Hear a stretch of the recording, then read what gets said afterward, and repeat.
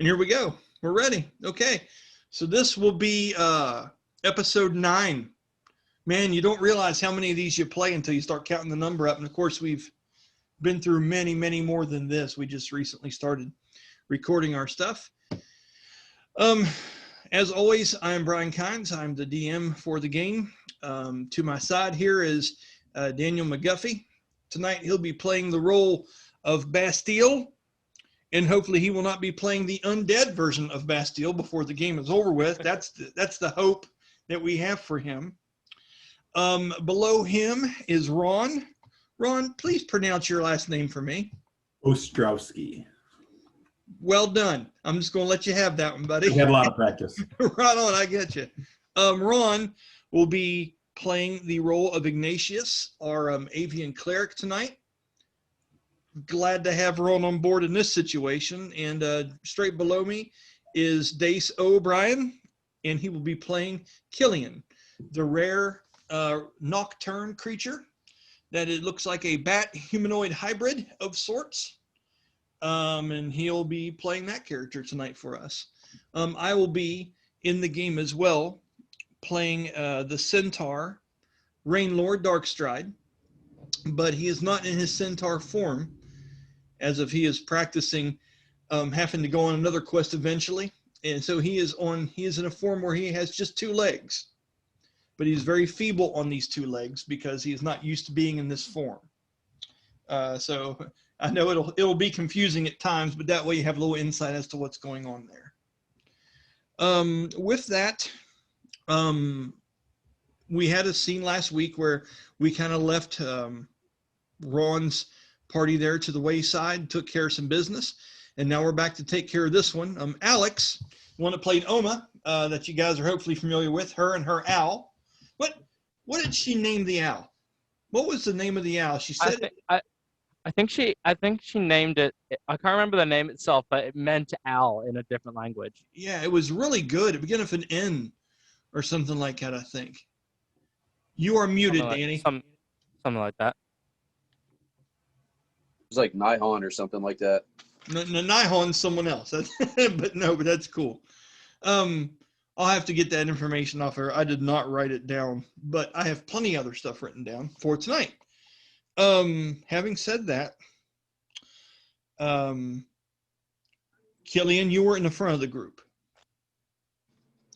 And did you not just do something that started, there were some orbs inside of this place, I believe, began to faintly glow because you activated something in here to some extent. And that started to light up immediate areas that we were around. Is that correct? Yeah, if I remember correctly, I believe so, yes. Okay. And also, when I looked at the map, there were some orbs lit. So I'm like, had to have been Kylian, it wasn't us, and you've got that I don't know if you want to call it an emblem or you want to call it a pendant or whatever, but you have that piece that the king has given you to unlock and use all kinds of different things down here that has had New Gemdar's hand in fashioning and crafting. Anything that has been built post these ancient ruins, that key you have will help unlock it, hopefully, depending on how much the city has to do with that particular piece that you're messing with.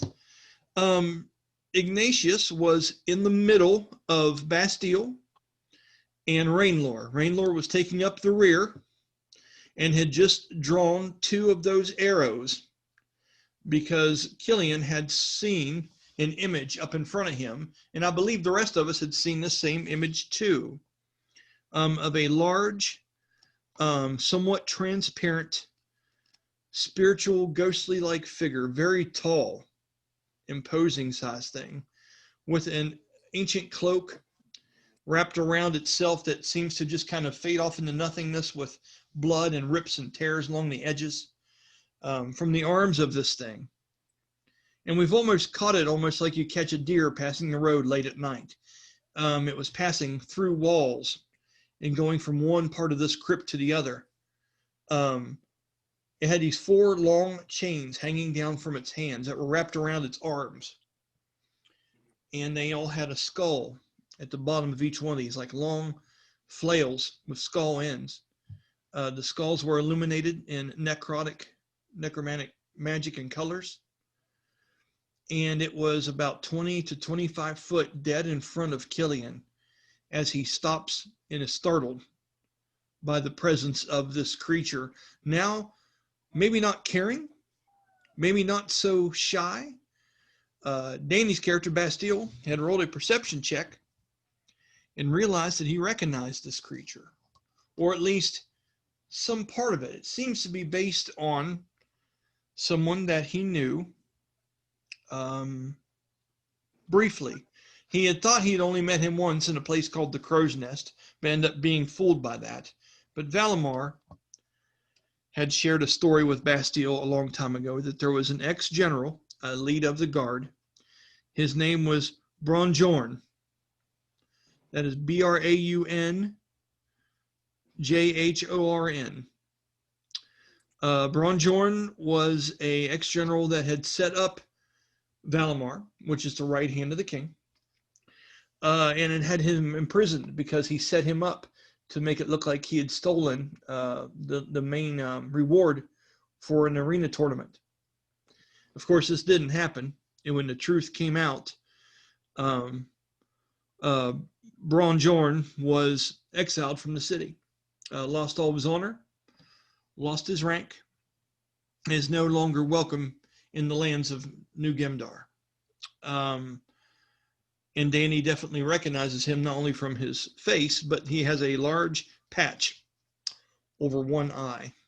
And it seems like this whatever this is, creature, shares that and some of the facial features of him. Danny rolled a very high perception check and was able to make that connection. Is there anything else that I was missing, guys, before I bring up the map and we begin our plunge into this? Anything else? Let me think see. so. There was something about the giants being the architects of the world. Here lies the Titans, Last Hope, Malachim. Trying to go through here. And that was on doors that we had passed going into this place. These were things that Kylian's character nervously and persistently wished us to stay on the path. He kept saying over and over, yeah, as long as you do that, you're going to be okay. And of course, we all took mental notes. And we were very curious. It almost got the better of Danny, as he really wanted to see what the back door is in the Vander's vaults. But he was talked out of it. But yeah, those were just some other doors on our way into here. With that, I'm going to try to play some battle music. I will be changing it back and forth because I'm not a pro. I'm doing some stuff off of the Lord of the Rings. Got any light traveling music? Right, yeah, to get a banjo going, right? And then I'm going to share screen and bring up our battle map, okay? We're on our bed. You're in big trouble. Let's do this first. And there we are, guys. And hold on for a minute. I should have, let me bring the music up first. Shadow of Mordor. This seemed to be fairly fitting. And I tried to get it to be a little less loud. Good game, too. Yeah, right. But I had no luck. So we will just go with this. And thank you, Shadows of Mordor, for giving us some soundtrack. So, Kylian, you were in the front. I remember there was some kind of symbol over here that you'd put that key into and unlocked, and these orbs had become Yeah, it was like a sun and open book with a sun. Yes, which Danny recognizes what that emblem is automatically. With that, in this room, since you all have dark vision and you guys are just barred, aimed to the teeth with all that stuff, I have a dark layer on this that I'm going to erase when different parts of this place come into view. I think it'll be a neat kind of way to do this. So I have erased everything that will be in that view all the way to the end of the hallway and to the side. So it's a neat kind of textured eraser here. And then the phantasmal image of whatever this is. Seems to be up ahead of you guys. Kylian, I'll give you guys a reaction around here just to kind of do some things, talk amongst yourselves, whatever's happening. You don't feel that this thing's paying any true attention to you, but it seems like it's moving because the lights have came on in here. It seems like it's busy. It's not exactly staring you down, but it seems to be passing through and looks slowly over its left shoulder as if to see you as some kind of nuisance. But it doesn't fully commit to looking at you. It just kind of looks over at you with a bit of a grimace. I would like to look at my companions to see, you know, if they look as nervous as I feel. Roll a perception check.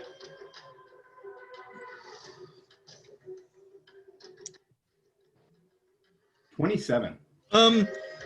That's wow. Ignatious rolling. See, that's the difference between Alex and Ron. You can count on getting some rolls out of Ron, man. Boy, Alex had a horrible time last time. That and the way I've built my character, things like perception and stuff like that, I've got a lot built into.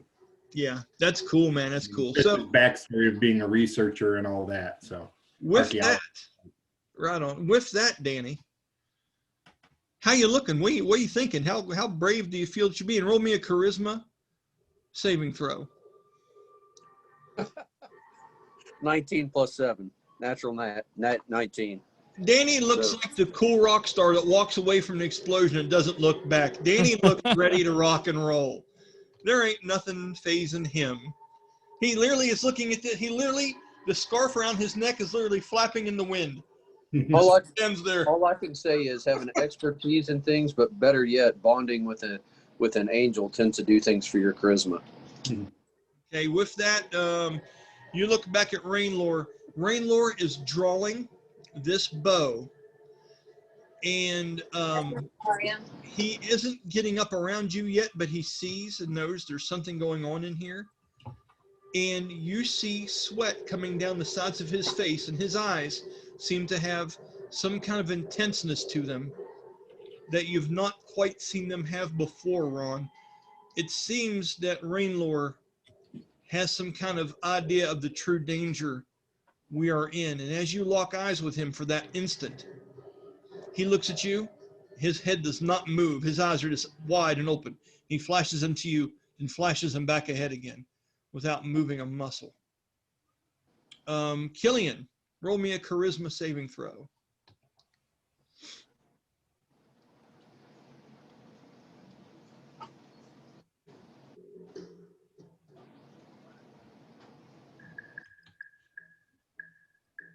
Uh, 15.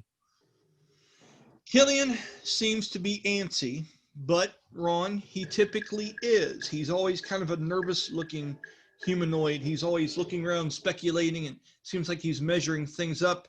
He always lets out those little clicks from his mouth, and he seems to be letting them off. He's not doing that now. For some reason, he must not feel that works as well as it was before. There's something going on in here as you hear the gentle chiming of chains across the floor that this creature is dragging. It seems to be throwing Dace off a bit. He's not clicking out and locating as he typically would be. Danny, I'll give you a second to do some kind of preparation, some kind of thing. There's no real surprise attack around here. This is for theatrics, or if you want to do something to yourself, it's up to you. Bast would crouch, and when he does, he sticks his hands out, and the daggers just appear in his hands as they normally do. He summons his packed weapon, and with that, if we got time, he'll cast mirror image. I'll say we'll go ahead and do it. Okay. I'd also like to cast a Shield of Faith. Okay, and who are you casting that on, Ron? Right now, me. I like it. I like it so much. Hey, look, the only battle I've ever been in was a scheduled. We had our time to come in. I'm new to this, so Right, I'm okay. nervous. I don't blame you. So let me go ahead and do some things. Mark down that you have that on you, okay? Yeah, I've got a bonus 2. That's bonus +2 to my AC for 10 minutes with concentration. That's awesome. Okay, so just to symbolize that, Danny, you are doing the mirror image. I'm going to do this real quick. I've got Bast. Let's do layer. And what's it give you? 3 images and then yourself? Yep. Copy layer. Layer. Copy layer. Layer. Copy layer. Okay. So now that we have several Bastilles, I'll make you the main one. You'll be above them. Okay.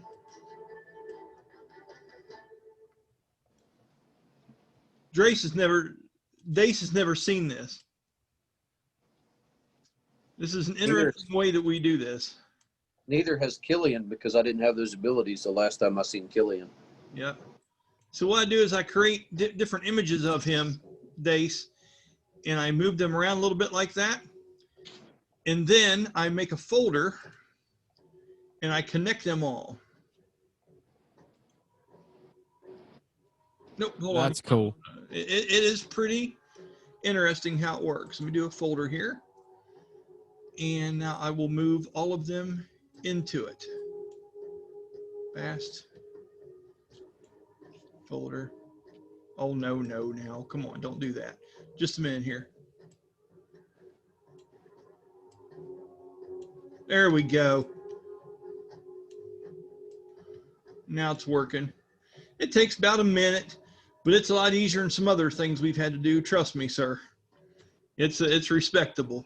And this minute now saves about 20 minutes later when he's moving around making attacks. You got it, buddy. So let me make sure I've got this all together now. We've got that, and can I move him? Oh, look at that. All together, Danny. Getting quicker at it. Okay, Iggy, for you, for that spell, I can import a symbol to go around you, or you want me to just put an aura around you of a certain color? What would you like? I just think an aura Okay, is fine. we'll do this. I'm going to use a marker. Mhm. You want this to be like a golden aura? Yeah, I think gold seems like it would fit. All right, there's gold. I've got my marker. Let's go ahead and create a new layer. This layer will be underneath of you, layer 4. Make sure I got my size right. Then we'll put this on here and we'll get to it, sir. Okay, let's go. Bam. All right. Now, all I have to do is move it around just a little bit. Yeah. I like that. Let's do that. Let's fade it out just a little bit. Yeah. Yeah, I like that. Okay. And now we're going to take Iggy. We're going to import him onto that layer. Rename you Iggy, and you're ready to go, buddy. And like that, it's done. That's awesome, man. Okay, Rainlord, it just has his weapons drawn and is keeping 2 arrows knocked. He has the ability to shoot 2 of those arrows at once, and they seem to swirl with some kind of necrotic energy that he has. But remember, his isn't straight necrotic. He is a hunter of the dead. He has something else in these arrows. You've seen him have great effectiveness when it comes to dealing with these things. Danny, you know that he's used to dealing in the realm of the dead. And he knows how to take things and hurt them where it counts. He's bestowing that upon his arrows as we speak. With that, the creature seems to stops for just a brief moment, looks over at Kylian, and passes through a wall and disappears. Okay? With that, it's going, and you guys are aimed up, ready, and you don't know what's coming at you or what's happening next. Kylian, guys, have a conversation. What are you doing? Looking for a spare set of armor. No. Okay, so I would ask Kylian, I'm like, is that normal for here? Looking at you, Kylian kind of tilts his head like he's thinking. To that degree, no, it's not. That particular spirit is new. I would respond with something along the lines of, perfect. That spirit's connected to the king. And that's what your character says. Okay, you say that spirit is connected to the king. Yeah, he's putting together what he's seen plus, what he had seen in the dream state. Okay. With that, Rainlore says, I'm going to need more room, guys. Move on out there a little bit so I can get a look around here. I can't reflect all these arrows off fucking walls all night. Kylian cautiously walks into the room. He walks to about the third square. Okay. As you go in, you can still hear the sound of chains, Kylian, off in the distance. Although it is light, you do sense the presence of this thing, but it seems to be echoing all over the place as if its darkness has encompassed this area. Okay? With that, Bastille, Kylian seems to walk in very deftly. Nothing seems to be stirring at this moment. Do you continue on after him, or what are you doing? I had actually he'll head right behind him, and then skip up over to the right a little bit. Just a minute.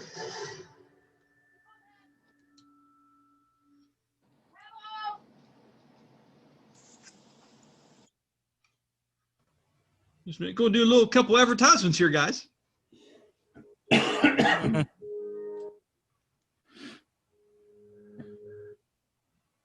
just barely get it. Come on, a little bit. There it is. Okay. We're going to loop this. Okay, that's better. Now, okay. Bastille, you're going to go in there and you're going to move up just a little bit behind him. Is that what you said? Actually, one square to his right. Okay.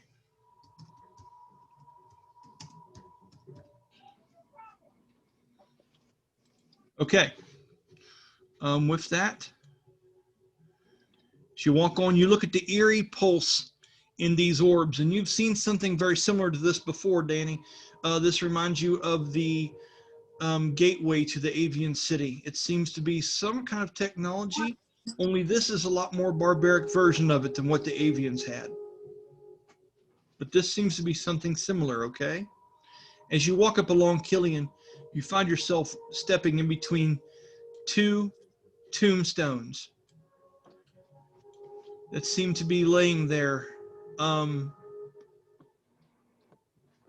a perception check. Perception? Okay. 28. Jesus! They have been shifted and moved recently. There are cobwebs and things that have stirred and been around some of these tombs.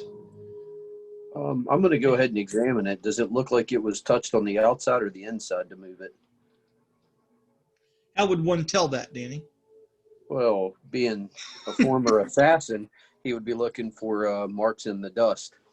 If it was on the top of it, he would see dust that had been moved. You would see dust has been moved and scurried about all over this thing as if by mortal hands, but then it stops right around the actual tombstones, as if, and since you rolled so high, I'm going to imagine that you would think that you saw the long billowing cloak of that whatever it was, and you could only imagine that it must be the whiffs of it or something has wiped away cobwebs and dust and all kinds of things, and there are markings of hands on these ancient tombs, but there's no footsteps leaving away from them.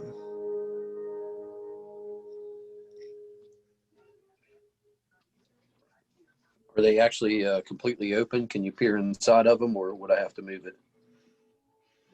You would have to move them. They are closed. No, I'm good. During this, I'm gonna come up directly behind where Kylian is. Okay.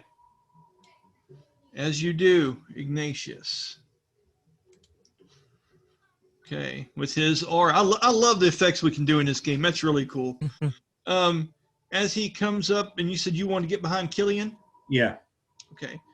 As you do, Kylian looks over at you, and I'm just going to say, Dace, just to help you for a minute. He'd squint a little bit and look at you because really bright things bothers him to a degree, but this isn't that much.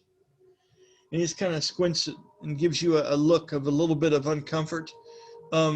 As you walk into there, you see Danny inspecting this tomb, and he starts looking at the top of it, and then he looks like he smelled a bad fart. He's like, well, I would be. I mean, this, aside from the ghostly monster thing, this is kind of like, this is my jam right here inside of tombs. And it is interesting. Are you? So I'm looking around at everything because, I mean, creature of habit. I mean, this is, basically I was avian version of an archaeologist to an extent. So as you're looking at him for just a minute, just because of your passive perception, Ron, you for the first time also hear these jingling chains. They seem to be jingling along the floor, and it makes sense with what you guys just got a glimpse of. And as you look at that, you look at Kylian's character, and his ears twitch and move in certain ways in harmony with those. And you can tell it is a distraction to him. It is something that you are seeing is very real. And you can see that through the reactions of Dace O'Brien. So there you go.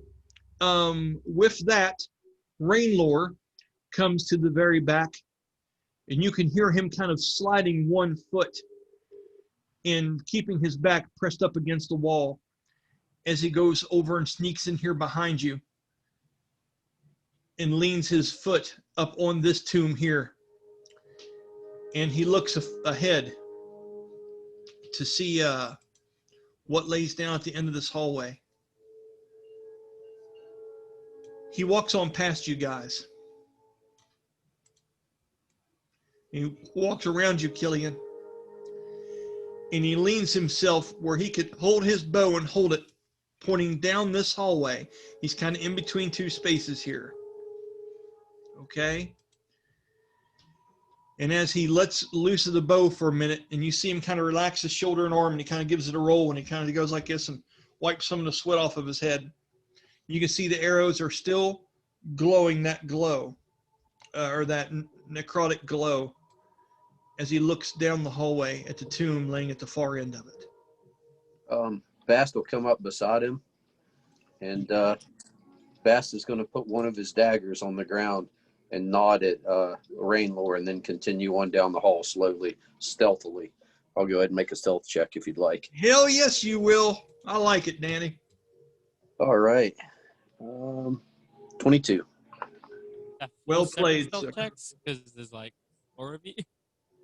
What'd you say, Dace? I didn't understand you, buddy. Is that 4 stealth checks? Because there's 4 of you.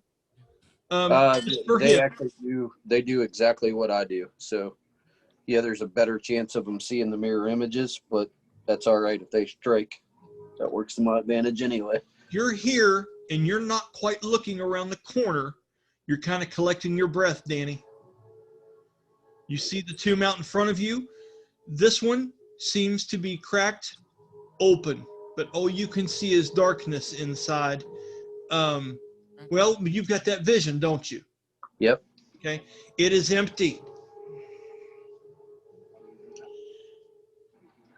You can't hear anything. It is deathly silent inside of this place. And you're right here on the threshold where you're kind of taking a deep breath and gulp, wondering if you should look around this corner or you should look to the right corner. You're at an intersection here. What do you do, buddy?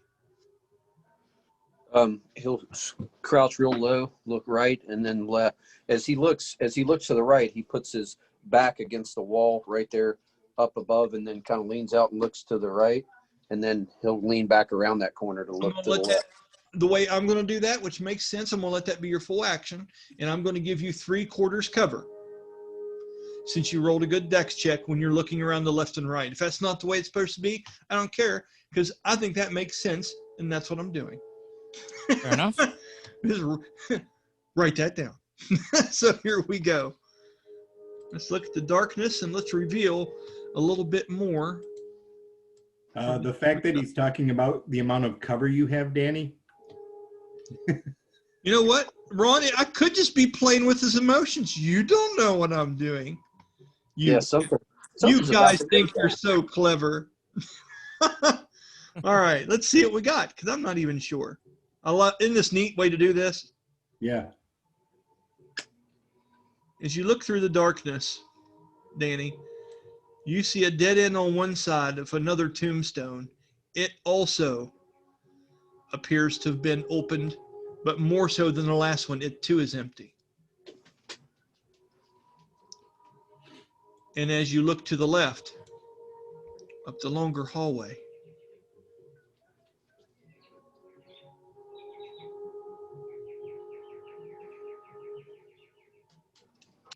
and what's great is I don't have the whole map memorized, so I'm surprised as well as to what you're seeing here. I want to give you a sight for how many feet do you have that sight, Danny? 120 feet. Oh, hell, I'm going to run out of map. You're good. You see China. China.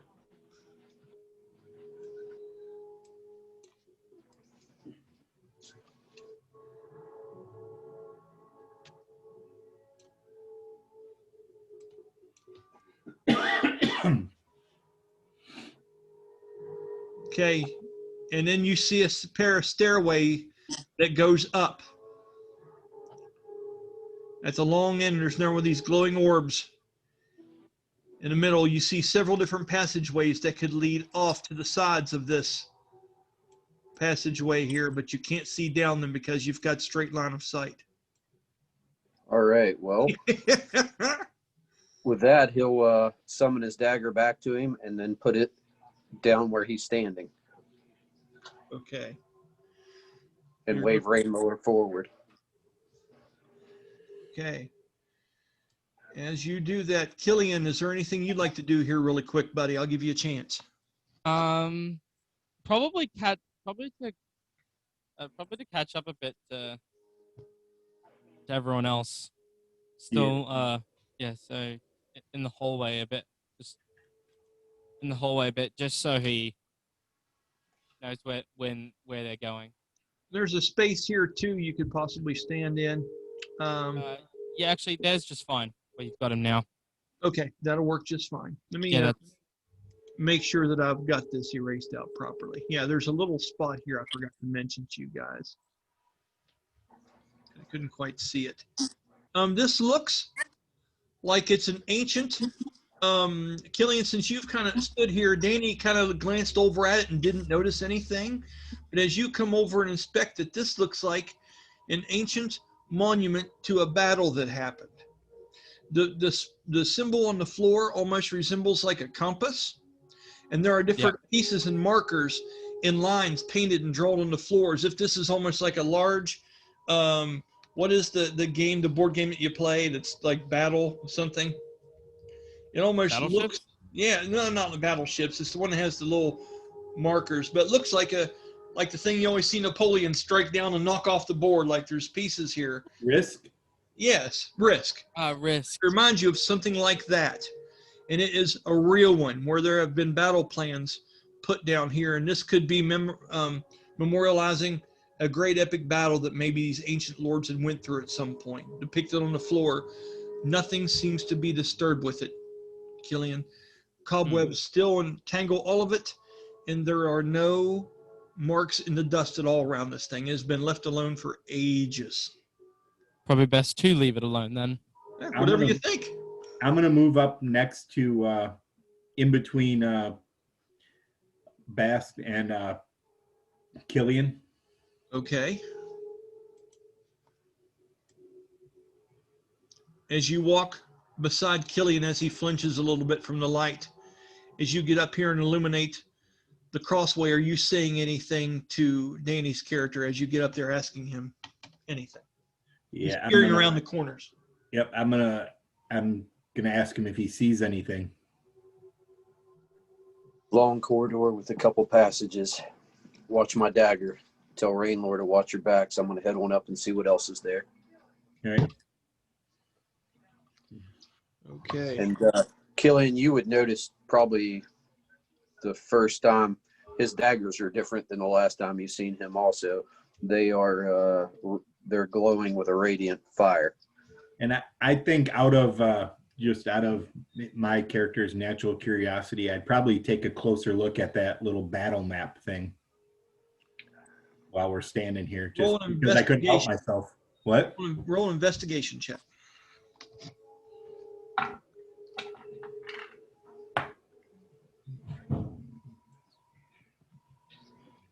$16. Okay.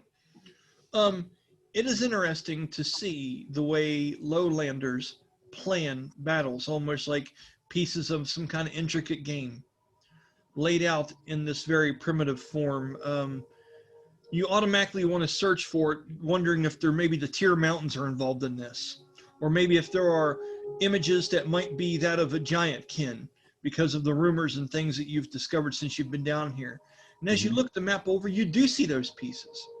You do see the small carvings and intricate workings of several different giant kin-like enemies that are lined up on a mountain ridge that is painted and depicted on the floor in 2 dimensions. It looks like, and now that you've looked at it with that roll, although you can't tell finer details, you would almost have to think that this is a depiction of the battle that took Old Gemdar. You don't think they won on this one.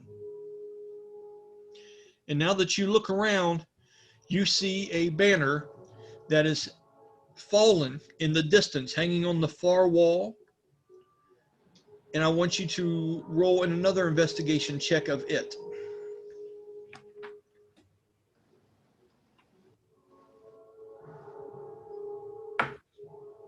Oh. 24. Okay. As it hangs there, lying lifeless with no wind or anything in this place, you look at it and you can see several of the letters and words, but the way it's kind of folded over itself and hanging down and part of it laying across the floor, the message itself wouldn't be completely revealed to you. But because of that check, you're able to look at the different pieces of lettering in the order that they're in. And you can say this is some kind of message and saying by their people, thus not we forget. And you can see that this is a memorial to the battle that they've lost, and they've replicated it here on this floor. And so everyone that comes in this place remembers and mourns those that lost their lives in that battle. And you would have to think there would be more of these. All right. Okay? Very cool. Okay, with that, Kylian, you see him staring a long time at this thing, almost maybe figuring something out about it that maybe not even you were able to understand. That would impress you to a degree. What are you doing, Kylian? Kylian looks at him for a moment, trying to avoid the light from getting into his eyes too much. Okay. All right. With that, Bastille, you said you were asking Rainlord to come up and hold position on the hallway? Yeah. Okay. As you hear this gruff voice trying to be funny to a degree, but not really finding the words, you hear him, well, make way. Look out for the cripple. Here I come. He says like that, and as he's kind of making his way of his arrows down, Rainlord walks past you all with his back against the inside wall, moves past you all, steps right out into the central part of this, and then puts a foot up on top of this tomb, looks over to Danny, and he says, occupied? Empty. I like empty. Both of them. He says, right on. He crouches his way up and gets up here and stands up on top of this. And these hallways are fairly tall, with chandeliers and ancient tapestries hanging about them, but this walkway is only like 5 to 10 foot wide in different places. So what he's doing is he's standing up on top of this tomb so he can shoot down over top of your all's heads down this hallway, getting high ground if he needs to. Did I overhear that little bit of conversation with them? Absolutely. It's super quiet in here. Yeah. Okay. I would kind of lean over to Bast and be like, why is empty good? Because if we walk past them, they can't get us from behind. So you're expecting the occupants of the tombs to be coming out? Rainlord looks at you and says, expecting them, hell. I guarantee it. With that, he shoots you a wink and a grin. Well, go ahead. What'd you say, Ron? Hey, Rainlord, do you have any of that hooch left? He looks at you and he reaches. He looks down. He doesn't because he's got that bow drawn. He looks down his pouch. He goes, for later tonight. Or should I say, for breakfast.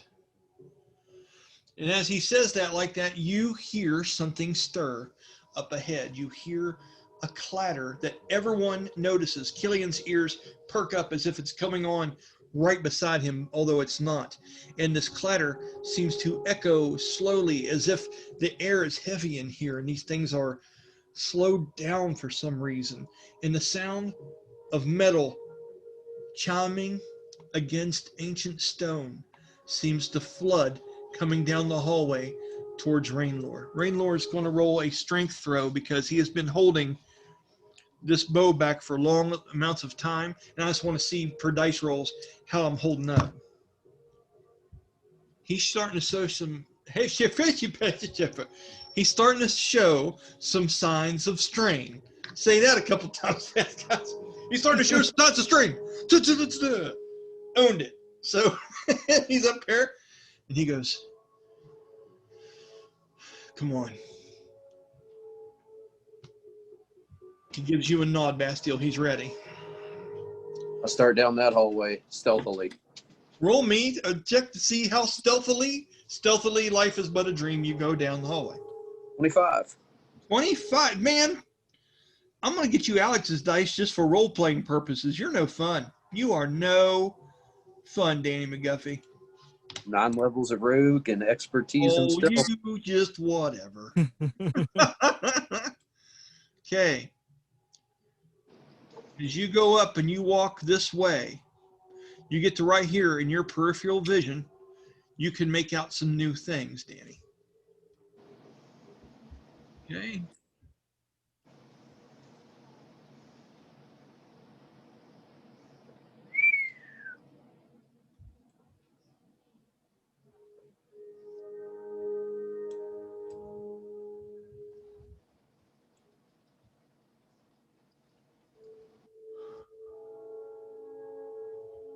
This music really hits the right feels for this very moment.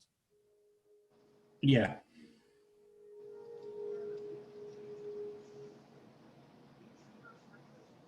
I like it. This is a really neat way of doing this. I don't mean to toot my own horn here, but this was a neat idea. I'm really glad I'm doing this shit this way. This is fun for me. As you go up here a little bit, you go over top of another tomb. Roll perception check, Danny.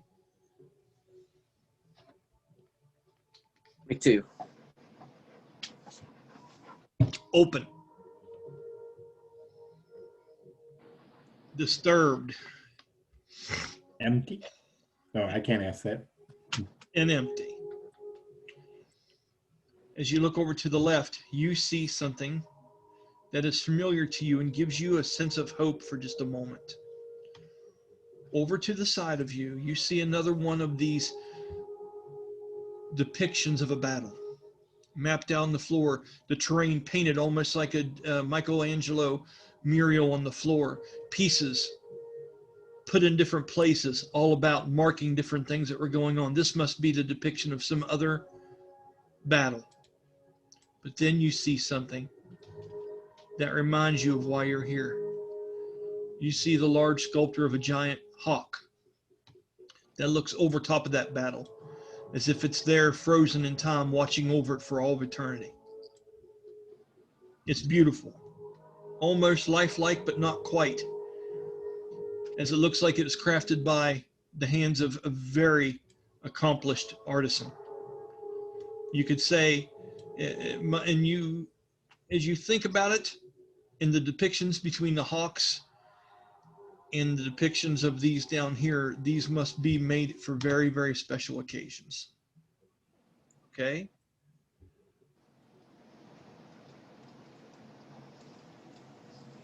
Do you continue further? I'm going to go up far enough to peer around the corner down the steps there. Okay. And, okay.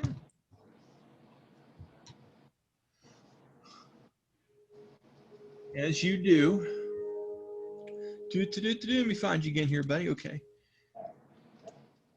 As you do, you see something that grips you for just a moment, and you're not quite sure what to think about it. As you walk, and you're about halfway around the corner, okay, and you look down this passageway to the right, you see something in the darkness that you didn't expect to see. Okay? As you peer down that way, you're looking down this large passageway. Okay? Looks like to be some kind of small room of some kind. Something is standing there. Just standing there in the darkness, with its head down.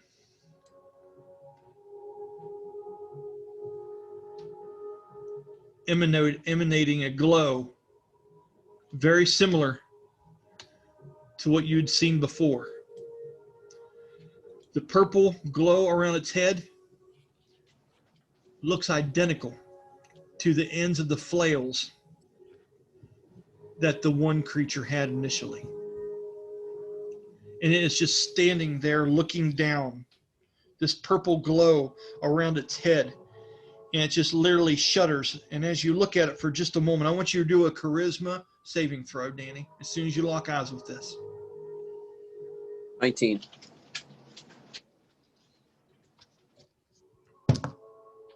Ooh, shit. Ty, roll again. Ooh, that's 25 on this one. Damn you, you motherfucker. I can't beat that. Okay. So you feel yourself get stuck for just a moment. But then you're able to overcome what happens as this thing slowly starts to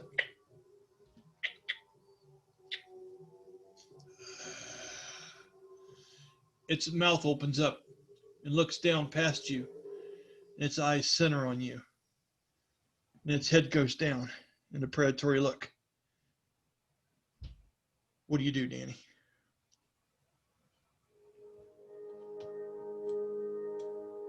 He stays in a crouch ready. Okay, the creature starts to step towards you. Do you say anything at this point? I'll give you a real quick reaction here. He throws his hand up, his empty hand to Rain Lord, and just throws a 1 and then points. And then he crouches waiting on it to come at him. The creature comes towards you. Roll initiative.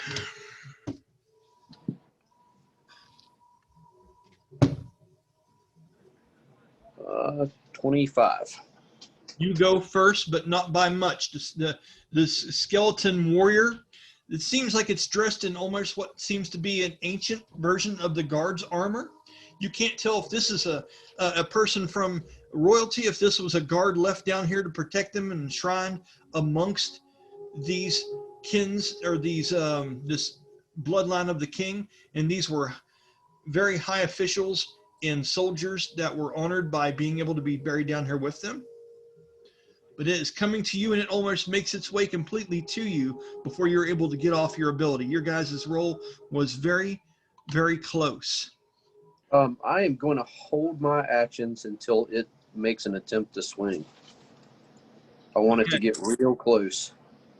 Okay, as it does, it picks up this large half axe that it has, and it comes across and it does a wide arcing strike at you, striking the sides of the walls, and sparks fly out into the middle of the hallway. Rainlord would see that automatically, as it's almost like flint, and it takes a swing. And let's roll to see if it hits one of your images or not. Or are you going to attack now? As it swings, let's see if it even comes close to hitting me first. He's going to get a gauge of it. Okay. As it comes across and swings.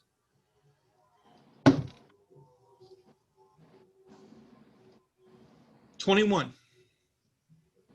Completely misses. And as it goes wide, I'm going to use my Eldritch Gate, and I'm standing there holding my other dagger back there in front of Rainlord. I just wanted to draw him out in the hallway so Rainlord could shoot him. Fantastic. Okay, as you do that, remember, he's still not quite in the hallway.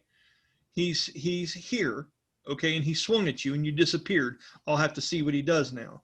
You teleport back to where your other dagger was in that instance, and that is what, a bonus action, or is that your free one? That's the free one. Okay. Help me keep track of that, because you are a handful, sir. Okay, buddy? Okay, you are back here now. Bam, around this corner.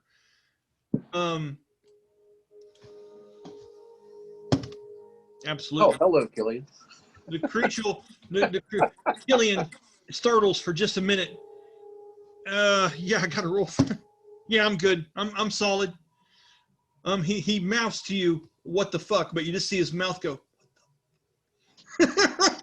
As he's over top of you, the creature comes out into the hallway, and for that, I'm gonna do this real quick. Let's go back to this, maybe a little bit, something a little faster. We need to get you a second monitor so you can keep the music and stuff up on one screen. Fantastic idea, Ron. If anyone would like to donate to Brian getting a second monitor, you guys are more than yeah. So with Yeah, that, Set up a Patreon for right on. Tales Yeah, of that would be the Ulran. way to do it. The skeleton walks out into the main hallway, looking for you. Looks right, looks left. The second it comes out, Rainlord's going to let loose with 2 arrows, shooting straight at it. At this point, Ron, you are going to notice that shit is starting to go down. Kylian, you hear as arrows let loose from Rainlord's bow and soar down these hallways. You can almost sense how big the arrows are and what he's shooting at. And for the first time, I want you to roll a perception check for me, Kylian. Yep. Do I have time to ask Bast what it is? What's down there? Not before the arrows fly, no. No, I know that, but I mean, Natural 18. Natural 18. You Or sense anything else, yeah. something moving in here now that is not part of the actual place. Something is animated, something you can actually detect and ping off of down these hallways and stuff. Something physical. Okay? Okay, 2 hits. Rainlord hits with both of these arrows. Not criticals, but one was a pretty damn good hit. Let's do some damage here real quick.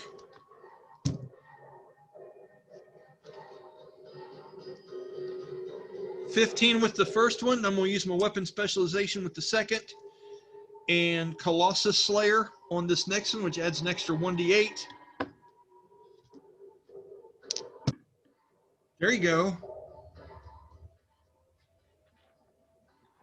21 with the second one. Okay, so as these arrows hit this creature, dark flames hit into and erupt around the chest of it, go into its mouth and out of its eye sockets, and it starts to yell and look up like this as this loud echoing cry of something that almost from a different realm seems to bolt out of this body.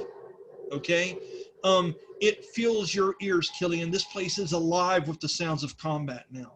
As those arrows stick in, a final blast as he was able to put a certain spell onto the first arrow. And let's see if that's enough to take it down.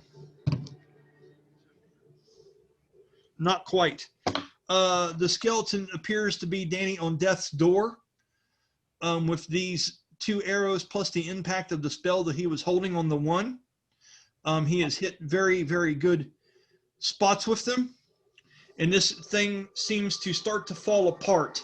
You hear pieces of metal hitting the ground. You hear the shield hit and roll, much like a hubcap from a tire that's rolling in a large echoing auditorium-like hallway, as this creature still keeps on moving forward, taking the rest of its movement on its turn.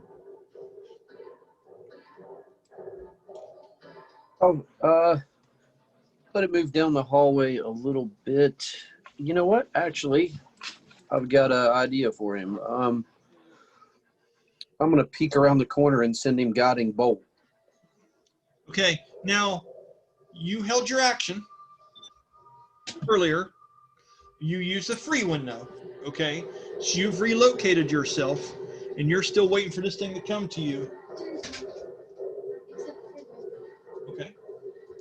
So with that, I'm trying to decide how I'm going to do this, because you held your action and you used the free action. You're able to jump off from the last time, but you have created space and it's coming back up to you using the rest of its turn. Roll me a roll as if you were doing initiative again, Danny, with disadvantage. Okay, with disadvantage would be a 20. Okay. The creature is going to get it come around and swing once at you, and then you'll be able to go after it. Oh, I'll do something different then. Okay. So as it comes up right here on this corner, it lets out a large arcing sweep, and it's going to try to use what is written down as a cleaving strike with its battle axe to possibly hit at the legs of Rainlore and you on one fell sweep. A natural 1 on Rainlore, and I'm going to say because of that, as he's trying to come across there and do that to you, he gets it stuck in between the lid and the bottom of that tomb and wedges it in there hard. And as that happens, it makes Rainlore shift a little bit on there from the impact of it. Although his legs are frail, he does not fall over from that. He's starting to reload, and the creature just looks up at him and opens up its mouth and lets out that hiss and that moan from deep down somewhere else. What are you doing, Danny? He's just going to stand up. You know what? I'm going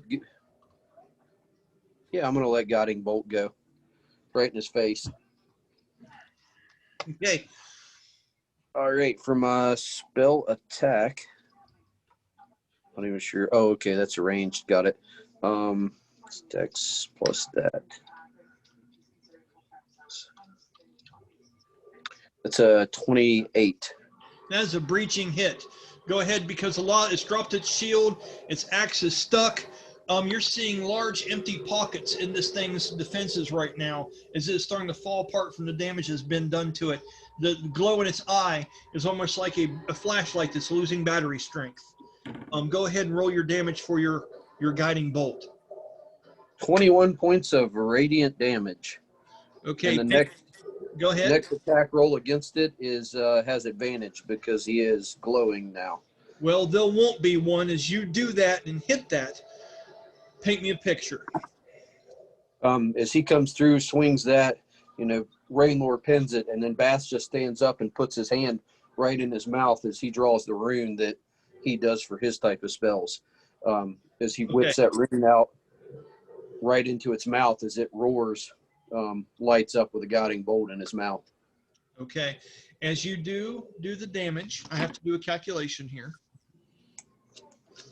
While that's happening, I just needed a quick bathroom. Go ahead, because something's going to happen really cool. So okay. Yeah, Well, real quick, before you go, you want to see this. You have to pinch it, dude. I'm going to wait. I want to see this, but after that, I got to go to the bathroom. Okay. Danny, as you do that and you see the body start to fall apart and hit the floor, the body of this creature turns into just ash as soon as it falls down and crumples itself, but the skull remains. And as it hits the floor, the skull's mouth opens up all the way as if the hinge is broken. And a dark energy seems to come out of the mouth. I need you to roll me a charisma saving throw. That would be a 20.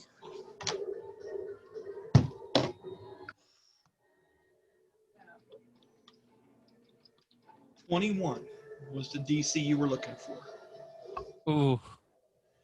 As that happens, a spectral chain flies out of the mouth of this creature as it opens up, and it shoots out, and it looks like it goes in and hits you in the chest. Your natural reaction, you swing your arm, you move around, but it goes right through it as it's phantasmal. And as that happens for a minute, your heart starts to beat, and you can hear it in your ears. And it gets slower, and it gets slower. You start to look around for a minute, and you feel like you're underwater. It's almost like you're displaced to a certain degree. Something is coming over you. You've defeated this creature. But now it seems that the flail needs a new person to be attached to. Iggy, I'd curse me. Oh, no, you don't say a word, bud. You already failed the saving throw. Okay? Oh no. You may do this. Iggy, I will give him this. He turns around and looks at you for just a minute and goes to say words, but no words come out. And you just see his mouth look at you, somewhat panicked for just a second. After that, we're going to do some real time initiative here, okay? All right. But as that happens, Danny, all of a sudden, you feel compelled to take this thing's place.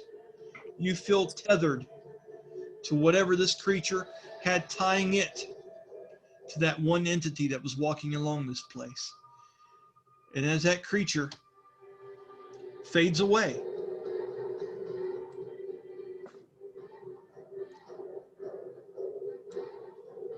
your spell drops, Danny. Just a minute.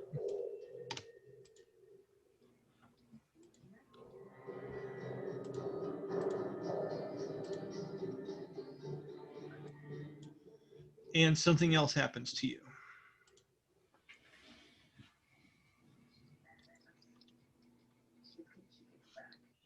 Just a minute.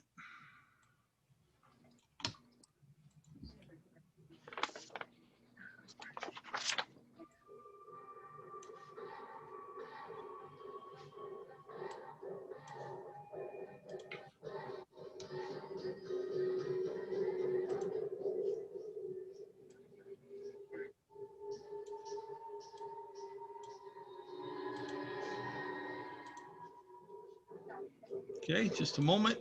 Almost got it.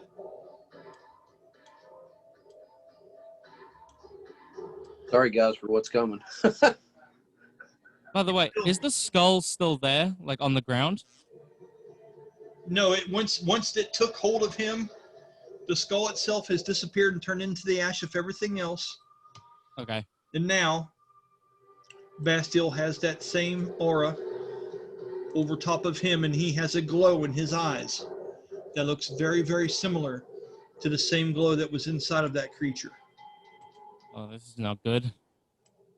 It won't let me move you. Let me see here for a minute. Why is that? Oh, okay. I get what's going on here. I can't do this. I have to turn these down. Sometimes we have technical difficulties. And that's okay, because we're not perfect, everybody. Just so you know it. Yeah, that's what I'm talking about. Nicely done, Brian. Nicely done, buddy. Okay, so you are being fed upon right now, Danny. Did Okay, we? and you feel as if your mind is in the back in a box inside of this thing, crying out to stop. Get over this. Come on. But at the same time, you hear a whispered voice speak to you. It seems distant and almost sounds like it's like a reversed recording of itself, speaking on top of itself. These deep breaths inwards. And it says, you hear this thing in your head that you heard King Omadon talk about. King Omadon must be destroyed. As you hear that, Ignatius, you're looking into the face of Bastille as he turns towards you with this blue, this very slow look and this purple glow in his eyes. Mm-hmm. He just goes to walk right past you, going back the way you guys came. He is walking out of this place. What are you doing, Ron? I am going to try. I mean, I don't know what's gotten a hold of him. Did I see this thing like attach, or was that something I couldn't see? You could not see that. It was around the corner when he destroyed it. And you just know that he has taken on this glow. You've got to imagine there's something happened to him. I'm not going to make you roll to figure out stupid things, but you don't know what exactly has happened. Right. But his eyes are obviously glowing, and he is not looking to even attack you. He is looking to push past you and move past you guys like he's leaving this place. I'm going to try to cast Dispel Magic on him at a level 5. Okay, just for the hell of it, let's roll some initiative and just see how all this goes, okay? Absolutely. So, Ignatius, I'm going to let you roll first. Tell me what you get, buddy. I've got 19. Well done. Kylian, roll initiative. 1d20 plus what it Alrighty. says your initiative bonus is on your sheet, buddy. Yep. I'm just trying to re-find where initiative is. That's all. Should be on the right-hand side. Like middle of the sheet. Be like, well, he's got a monster sheet. His is a little different. Kylian Okay. isn't transformed into a full-blown character sheet yet. So you'll see your speed and your initiative should be close. Yeah, my speed and initiative. Oh, there it is. I got it.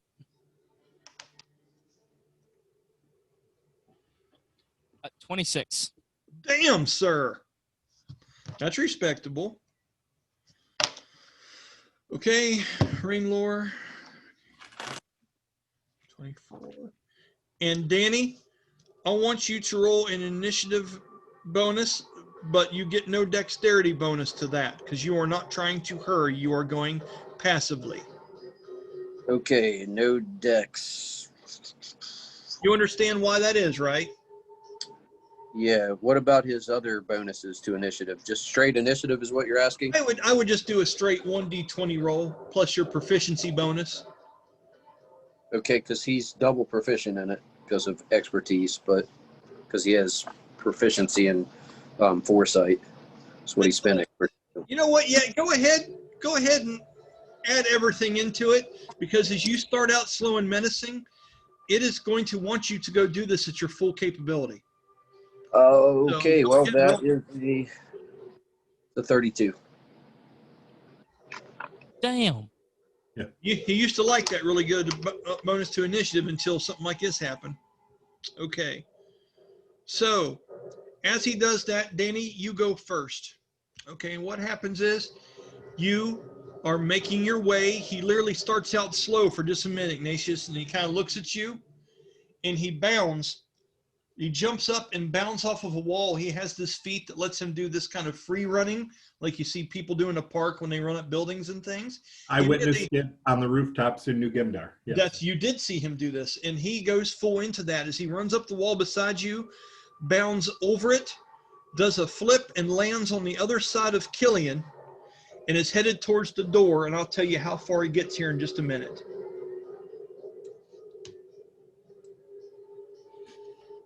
$25, $30. He gets to right there. He had to use so much movement to actually do the feat when he was jumping up on the wall. That is as far as he gets, and he is on his way back up these stairways. Ignatius, roll me a perception check. Kylian, you do the same. Tell me what you get. 26. That's really 20. good. 20. Kylian, you think something dark has came over him. Ignatius, he's on a mission, and you don't like it. What are you doing? Like I said, I am going to try to cast Dispel Magic on him because I noticed the purple glowing eyes. So something's going on. I like it. What's your range on it, and where do you need to move to? 120 feet. I don't have to go anywhere. That's awesome, buddy. Good deal. Go ahead and tell me what he needs to roll to save versus it. Okay. Well, depending on what it is, I'm casting it at a level 5. It says when you cast a spell using a spell slot of 4th level or higher, you automatically end the effects of a spell on the target if the spell's level is equal to or lesser than the level of the spell slot you used. So first, if it's a level 5 spell or less, it automatically ends. Okay. If it is not, the DC is 10 plus the spell's level. Okay. Which would be a die roll plus the stealth level. As you look at him and you hope that you're gauging this correctly, as you don't know the might of the creatures that are down in here or how ancient of a curse this is. As you look at him, what are the words you want to say to Bastille when you cast this spell to snap him out of it? I'm gonna repeat what Kylian said and say, Bastille, stay on the path. Well played. Wow, that's got a deeper meaning for him too. That's awesome. When you do that, the spell automatically breaks and fades. Since you cast it at 5th level. That is within the realm of possibility, although you're not sure exactly how much. As that happens, I don't have the darkness fades away from Bastille. He appears to be back to normal again. Good job, Ignatious. What's the magic point cost on a 5th level spell? I don't have that one. I think it's 10. I think it's because it's 1 at first, or 4 is 10. 1 is a cantrip, 3 is 1st level, 5 is 2nd level, 7 is 3rd level. I have 10 written down for 4th. Okay, so it's going to be 3 more than that. It's going to be 13, I believe. I think it's 13. All right, I just want to make sure I get that marked.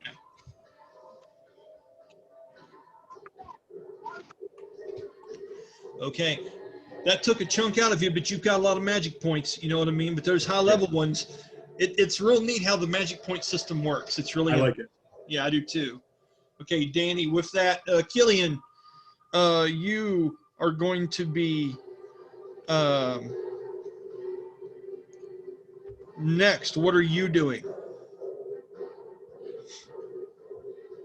There doesn't seem to be any more immediate danger, but you are next in the initiative list. Is there something you'd like to do here real quick? Maybe go up to where that's where the arrows were fired. I want Kylian to sort of to have a look around again. Okay, and where is that at again, buddy? Heading further up the hallway. I want Kylian to be up further in the hallway. Right Yeah, here? that's about it. Yeah, about there. Okay, as you do now, you are looking at this depiction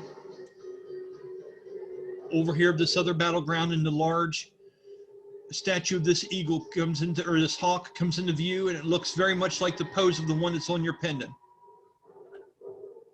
Okay. As you are up this way looking around, Kylian, I want you to roll me a perception check.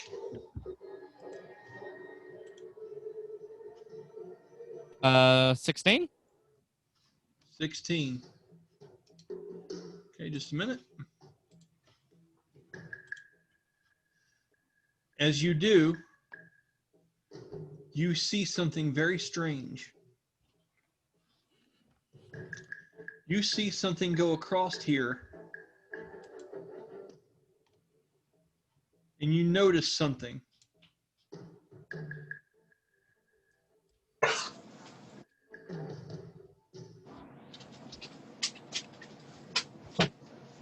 In the distance, a man, a spectral man with a golden aura around him, walks across the floor, tracing the steps of that creature, and stops and looks at you for just a long minute, as it is somewhat transparent and fading in and out of existence. It looks like it is armored like a great general of some past battle, in the black and gold colors of the actual city guard as it stands there and just looks at you for a minute. Its sword at its side, its large shield with the hawk's head on it. As it walks through you, Kylian, I want you to roll a Constitution saving throw.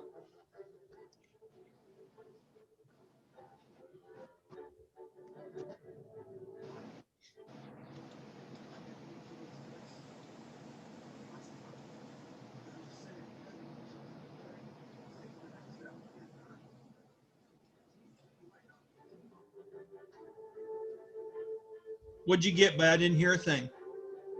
Oh, what I got? Yeah. I got a 17. A 17? Okay. As this thing goes to walk through you, what would you like to do? You feel this energy as it even gets close to you, and you feel it almost blessing you in some way, although you're not certain. This does not seem to be malicious.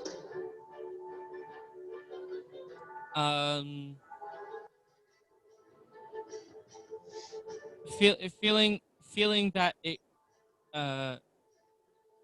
feeling like the righteousness behind it, he sort of opens up and accepts whatever's happening. Okay. When a creature walks through you, passes right through your body, and goes over and stands where that skeleton's ashes were. It ducks down and takes its fingers and sticks into the pile of ash and stirs for just a brief minute and looks down and looks up, looks left and right again, and then fades out of view.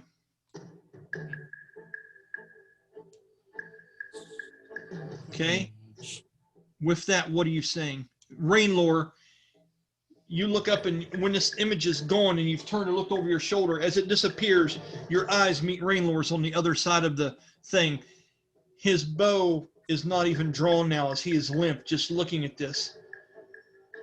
And he says, are my eyes playing tricks on me, or did you see that shit too? He says down the hallway to you. What are you saying? I saw that as well. But yet it's completely gone. I have no idea what that was. He says, go check on Bastille. I'm gonna go up ahead of us, see what the fuck is going on here. He gets down off that thing easily to be easy on his legs, and Rainlore begins to transverse and walk up the hallway. Ignatious, you would see him going past you, but he does not even look in your direction. He is intent with some of the darkest eyes you've seen him have. And he is walking up this hallway, stalking now with his bow drawn. Okay? With that, Kylian, what are you doing? Do you want to go back and do as he's tested? Yeah, Kylian's going to go back and check on Bastille. Okay, as you do, you run into Ignatious. Ignatious, you want to tell him what just happened? Yeah.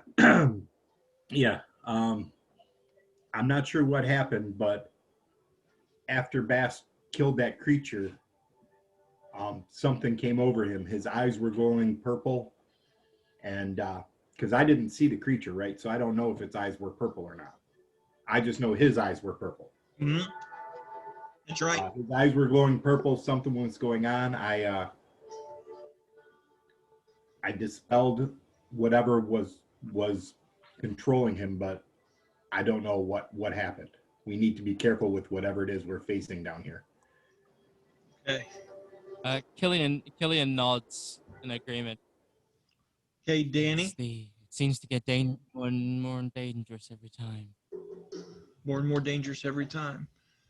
Okay, Danny. You awaken back by the doorway of this place. You snap out of it as if that voice of yours, as inside it sounded like it was muffled and underwater, comes out. And Ignatius, you and Kylian would turn to see Danny yelling something out, and it actually comes to fruition. Danny, what would you like to choose that you were yelling out in Bastille, trying to wake yourself up? It's cursed, as he says it. He says And that. he looks around. Yeah, and you seem kind of startled to be exactly where you are. So let's have some interactions here, guys. So far, pretty interesting shit. As he looks around, he looks towards you two, and I'm going to say with that thing possessing him, he would have went back into just straight elven sight. And as he looks and sees you in shades of gray, he closes his eyes. When he opens them, the color drains, and because you guys can see it, you see that his pupils are replaced with the rune of Raytheon. Ron, you would recognize the rune, but Yeah. For everybody else, it just looks like he has runes for eyes. Yeah, so white eyes with some kind of black, shadowy rune inscribed into the middle of them, giving him a certain sight. Kylian, you would definitely notice this. As you're looking at the two, kind of snapping out of it, and you've shifted your vision, you see the shadowy gray figure of Rainlor from behind these two, with his bow fully drawn, stalking up the hallway behind them. With that, Ignatius, do you have anything to say to the group as far as advising? Talk to him about the situation you're in. You guys have a conversation here, or you just want to get back at it? It's up to you. I would definitely be concerned with Bastille, but also with what I just did.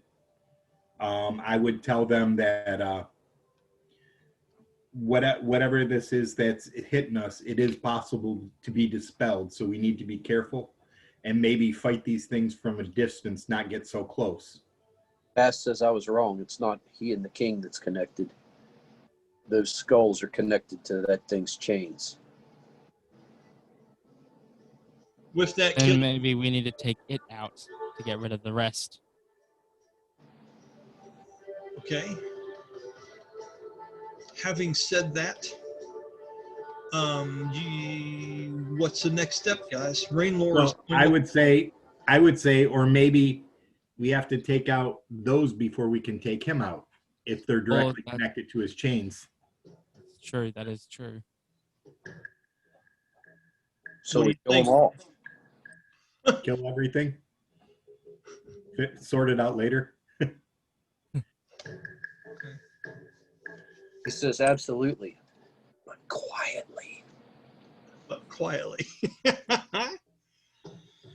Okay, does anyone mention, and I'm just throwing this out there, Kylian, you just saw what looked like to be some figure of some ancient high up guard from the city with one of these awesome silver helmets and the black onyx things. Do that shit. No one's made mention of that yet. No, I think Kylian definitely would bring that up. Yeah, maybe. Go ahead and describe it as you want to. There was something else down there when I went to go visit. There was a second one, but it wasn't a dark force. It was more of a light one. Passed right through me and disappeared shortly after. Our friend is up investigating at the moment. We probably should catch up with him. I think splitting up might be a bad idea. He says, I agree with you. that's the spirit I freed. Okay. All right. So what is the group deciding to do? Are you go ahead, Ron? What are you going to say? Oh, I was going to say, out of curiosity, about how long has it been since we stepped into this level of the crypt? Let's say this is taking 5-6 minutes. All right, because my my shield spell only lasts 10. Okay. And how much was the shield spell magic point wise? Oh, Jesus. It was 3. I think it was a level 1 spell. Okay, so just 3 points. Make sure to write down and we'll move on. I took care of that when I cast it, yeah. Awesome, buddy. Thank you. Okay. With that, the group decides to head back in now with a little bit of insight as to what might be going on here. Ron knows that he can dispel a curse, but it takes quite a toll on him. Kylian now knows that he's seen something else in here, some force of light that seems to be tracking and looking after these creatures as well. Danny firsthand knows now that to take the life of one of these tethered creatures looks to replace that soul with another. As Rainlord goes down the hallway trying to see if he can sort this out before someone else gets corrupted. With that, I'm going to pause this recording, and we're going to take a short 5-10 minute break. Awesome. I'm going to try to get 2 good music tracks, one for slow, one for fast. I kind of like this one for the passive one. Are you guys good with this one? Yeah, no, I like this as a nice passive one. I like And it. then I'll get a harder one for the actual battle parts. And then when we come back from the break, we'll go back down the hallway, guys. Back Right. into the crypts. Right on. Okay, a few minutes of break. We'll be right back. Okay, we're recording again. Break's over. Dace is having some schnitzel.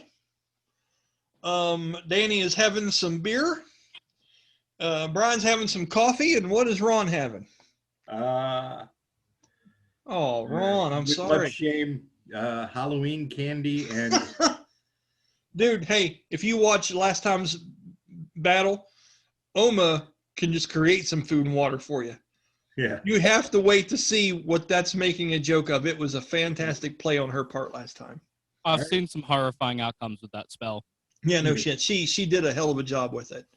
Oh, So yeah. with this, I'm going to share screen again. We're going to go back to the battle map. You guys have got your things together practically, getting ready to go back at this a second at a time. Let's share screen. And now that we're sharing screen, let me go ahead and turn on some good little fun things here in the background. So let's go ahead and go with Skyrim Battle ambiance in the background. Bring this back up. Oh, I like it. Nice. Okay, so with that, Bastille, are you walking up towards the group? You saw Rainlord going past. Kylian seems to have some sense of urgency, talking about he's wanting to make sure to take care of Rainlord, that he moved up ahead of us, is worried. He as he's catching up, he lets him know that he was going to be, while he was under, he was compelled to kill the king. Okay, so as Bastille walks up to the group, he is sharing that information with the two of you. Reactions from anybody?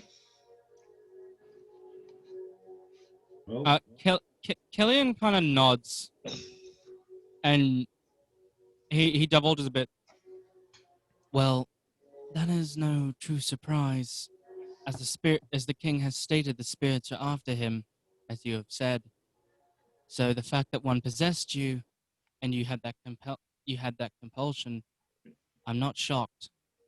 Just proves we have to do this quickly. Okay. Ignatius, anything to add? no, not at this point. Okay. At that point, of the three of you, which one of you wants to head down the hallway first? Bast, are you trying to be the one to do that? Or Kylian, do you want to go ahead and try it? What do you all want to do here? Not it. I figured. That's why I left Ron out of it. He's like, right in the middle. right on. As I'm walking up and knowing that Ron just had me run over his head a second ago, he does the same thing, runs up over the wall and flips and lands ahead of Kylian and starts down the hall towards. I guess I'll follow you. Okay, cool. So as you do, Danny, you land in the hallway. You automatically look upwards, and you see that Kylian, or I'm sorry, you see that Rainlord has made it up to the foot of the stairway at the far end of the hallway.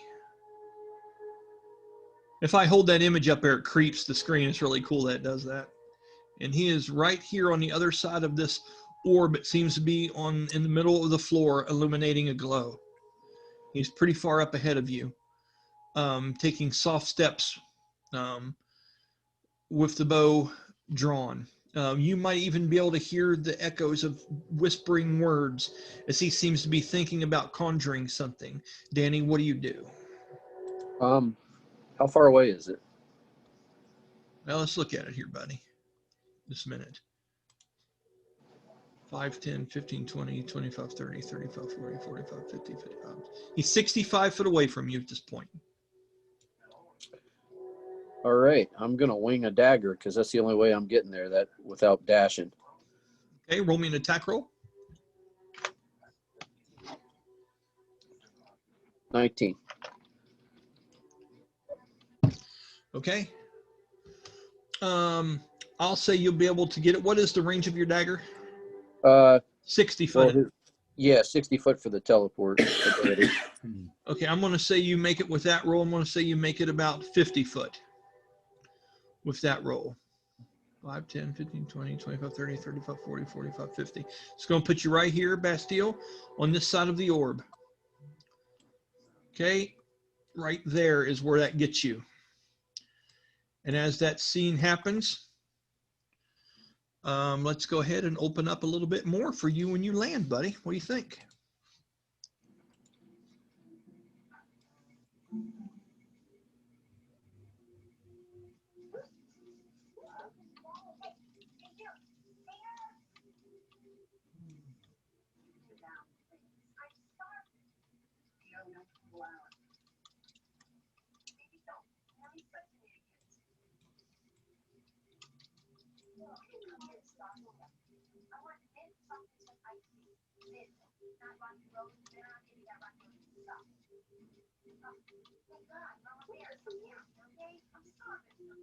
Okay. There you go. He says, hey, man, what was down that hallway behind us?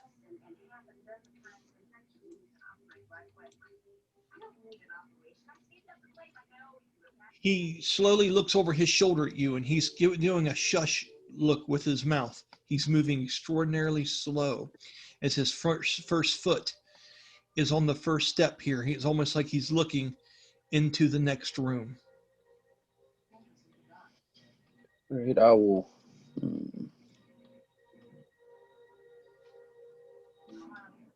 I creep up beside him. Okay. As you do that, the rest of you, what are you doing back down there at the end of the hallway? Danny seems to flashed up past the hallway.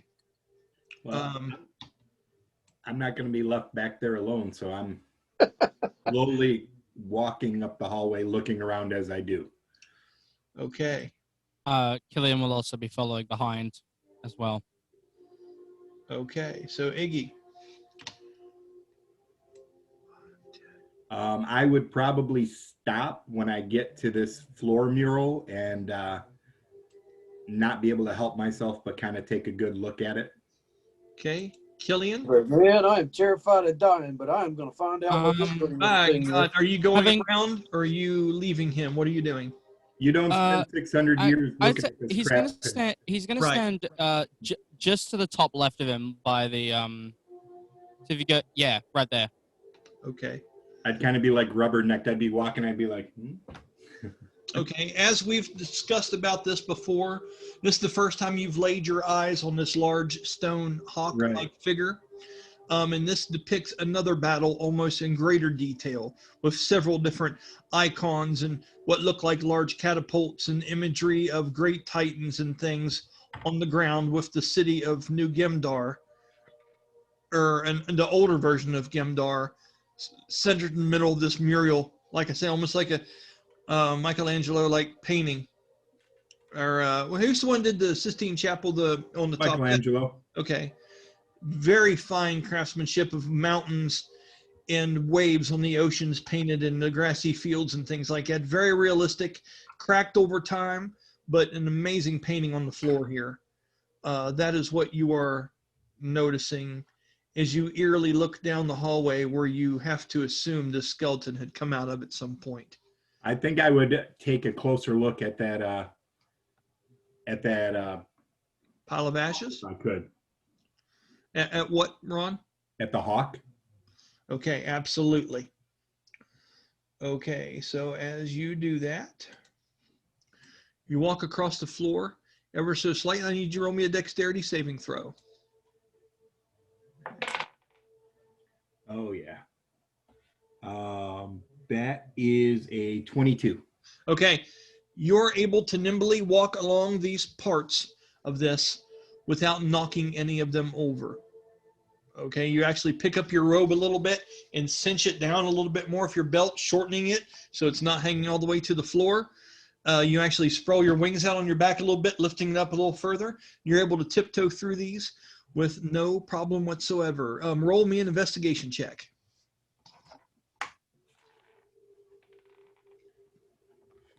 15 plus 21. Okay. The next time you are rolling any kind of check into the history of the battles of New Gemdor, Okay. you get to add a 1d4 to that roll. So go ahead and write that down on your character sheet as you have really dissected this floor and looked around at it. You also recognize that that hawk looks like the emblem or the medallion that Kylian carries on him. You know, this is directly connected with the king. And you are learning a lot about some of the different creatures that they have overcome in the previous battles. And there are large giants with war machines and things like that, and things you have never even heard of. There must have been a lot of things that these lowlanders went through that you all luckily were able to survive without seeing. There were some things here that not even the Draken pulled out on the Mountain of Tears on you guys. And it makes you sad, but hopeful. Okay. All right. With that, Kylian, what are you doing? Kylian's actually going to move up slightly ahead. He's going to stay in sight, but he's just going to move up slightly ahead as he's been in this room before. How about right there? You can still see him. Yeah, that from works. there. Okay. Yep. Okay. As you do, you look up ahead and you're looking in between the two, kind of like someone watching a tennis match, and you see Bastille sneak up beside Rainlore as they get ready to ascend the steps up into a higher level. Remember, you also have the shadow step ability, and it's written down there, and you know how to use it. You know your spells, you know your abilities, and hopefully if you've had a chance to look at that curse and some of the effects it can do at your level, it's pretty fantastic. Keep these things in mind, okay? Yeah, I've been rereading them. Pretty neat, right? Oh yeah, no, absolutely. Do you like the name of that character class? The what I call it again? The something blade. What's it I called? think called the Shadow Blade or something like that. No, it's accursed. The accursed blade. That's what it is, yeah. So a lot of synonym looking up to get that. So with that, let's go ahead and go back up here to the main action. What? Investigating runes isn't the main action? Not at the moment, Ron. It's not. Not every this. What world do you think you're in? Ooh. I'm in my own world. Rainlore. This is why I like playing a character in this, because not always, it's not just because it's the DM's character that he does things good. As I am walking up the steps, my knee gives out, and I land about half prone near one of the top steps. I have to roll a check to make sure I don't lose an arrow. What happens? Oh my. Okay, with that, he's actually able to hold on to the arrows, but you hear them knock against the wall, and there's a clacking sound of wood against stone. As he does that, Bastille, you see that his knee, his weakened legs gave out underneath him. He's laying on his side on these steps. He's taken a hard fall to his ribs as his bow is still drawn.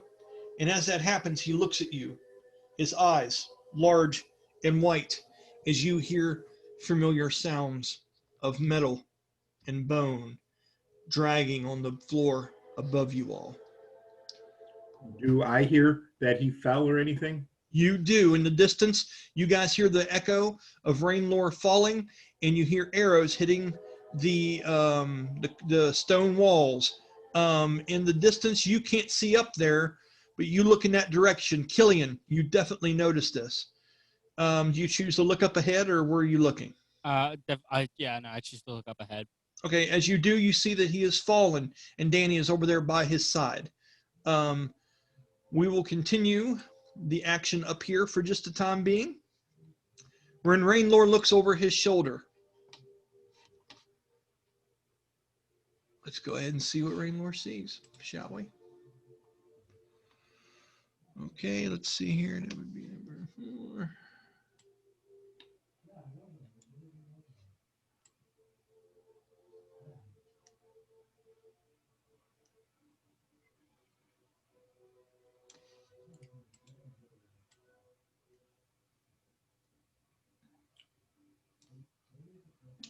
Stepping up and coming into view and looking down at Rainlore as one of these skeleton warriors. As Rainlore looks up, it is silently crept up to the front of him and has a surprise on Rainlore because he has fallen in the way that he has.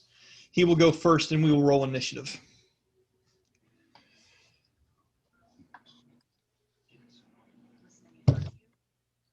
Oh, shit. Okay, because he has his bone drawn and because he is prone, the creature rolls back, and this one seems to have a large great sword that has the same purple glow as his eyes did. As he draws back, uses his full attack to come down with one mighty swing on top of Rainlore. That is successful. It is a breaching hit, and the damage from this attack is as follows.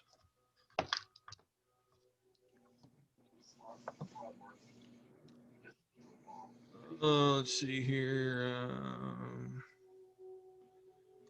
10 points of slashing damage. He did not roll very good for that. Let me get my sheet out here.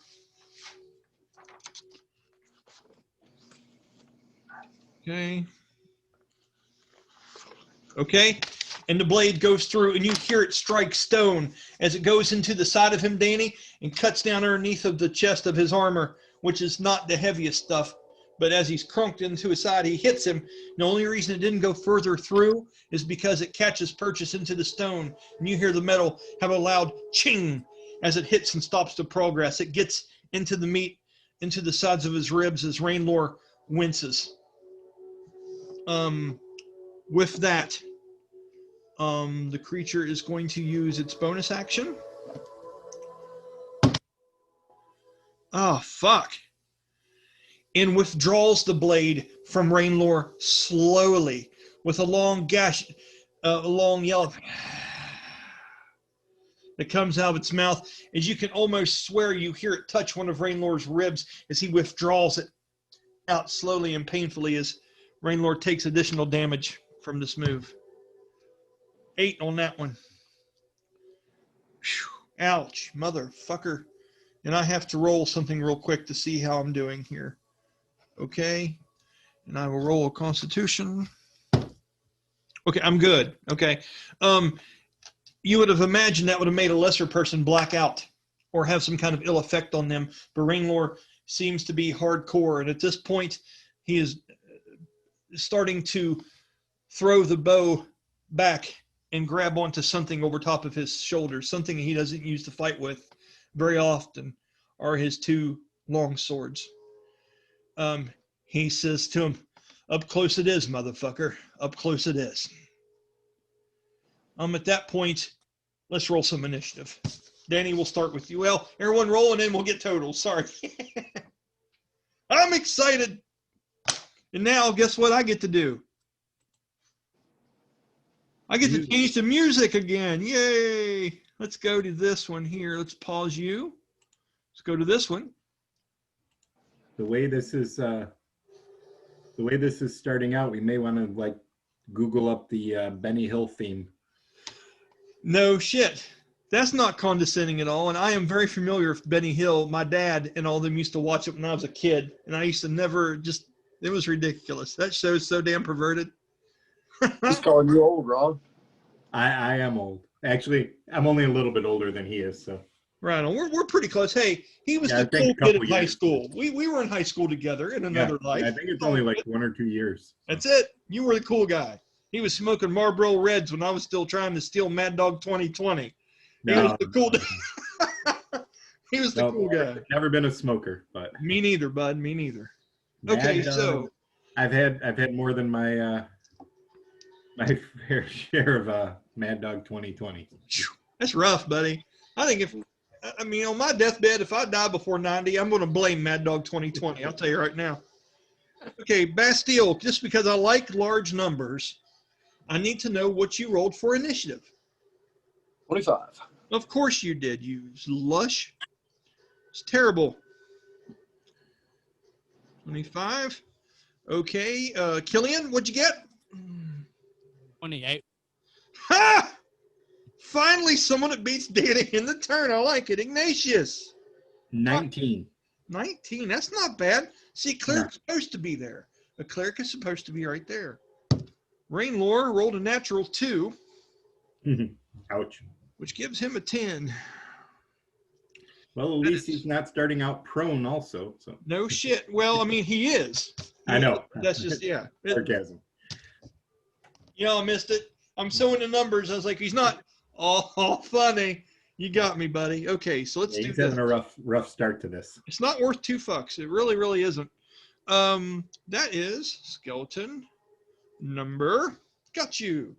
And you got what, buddy?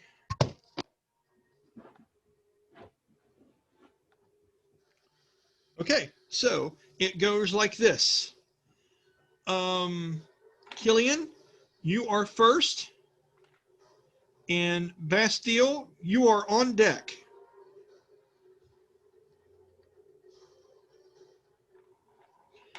Okay, and let's go ahead and do this.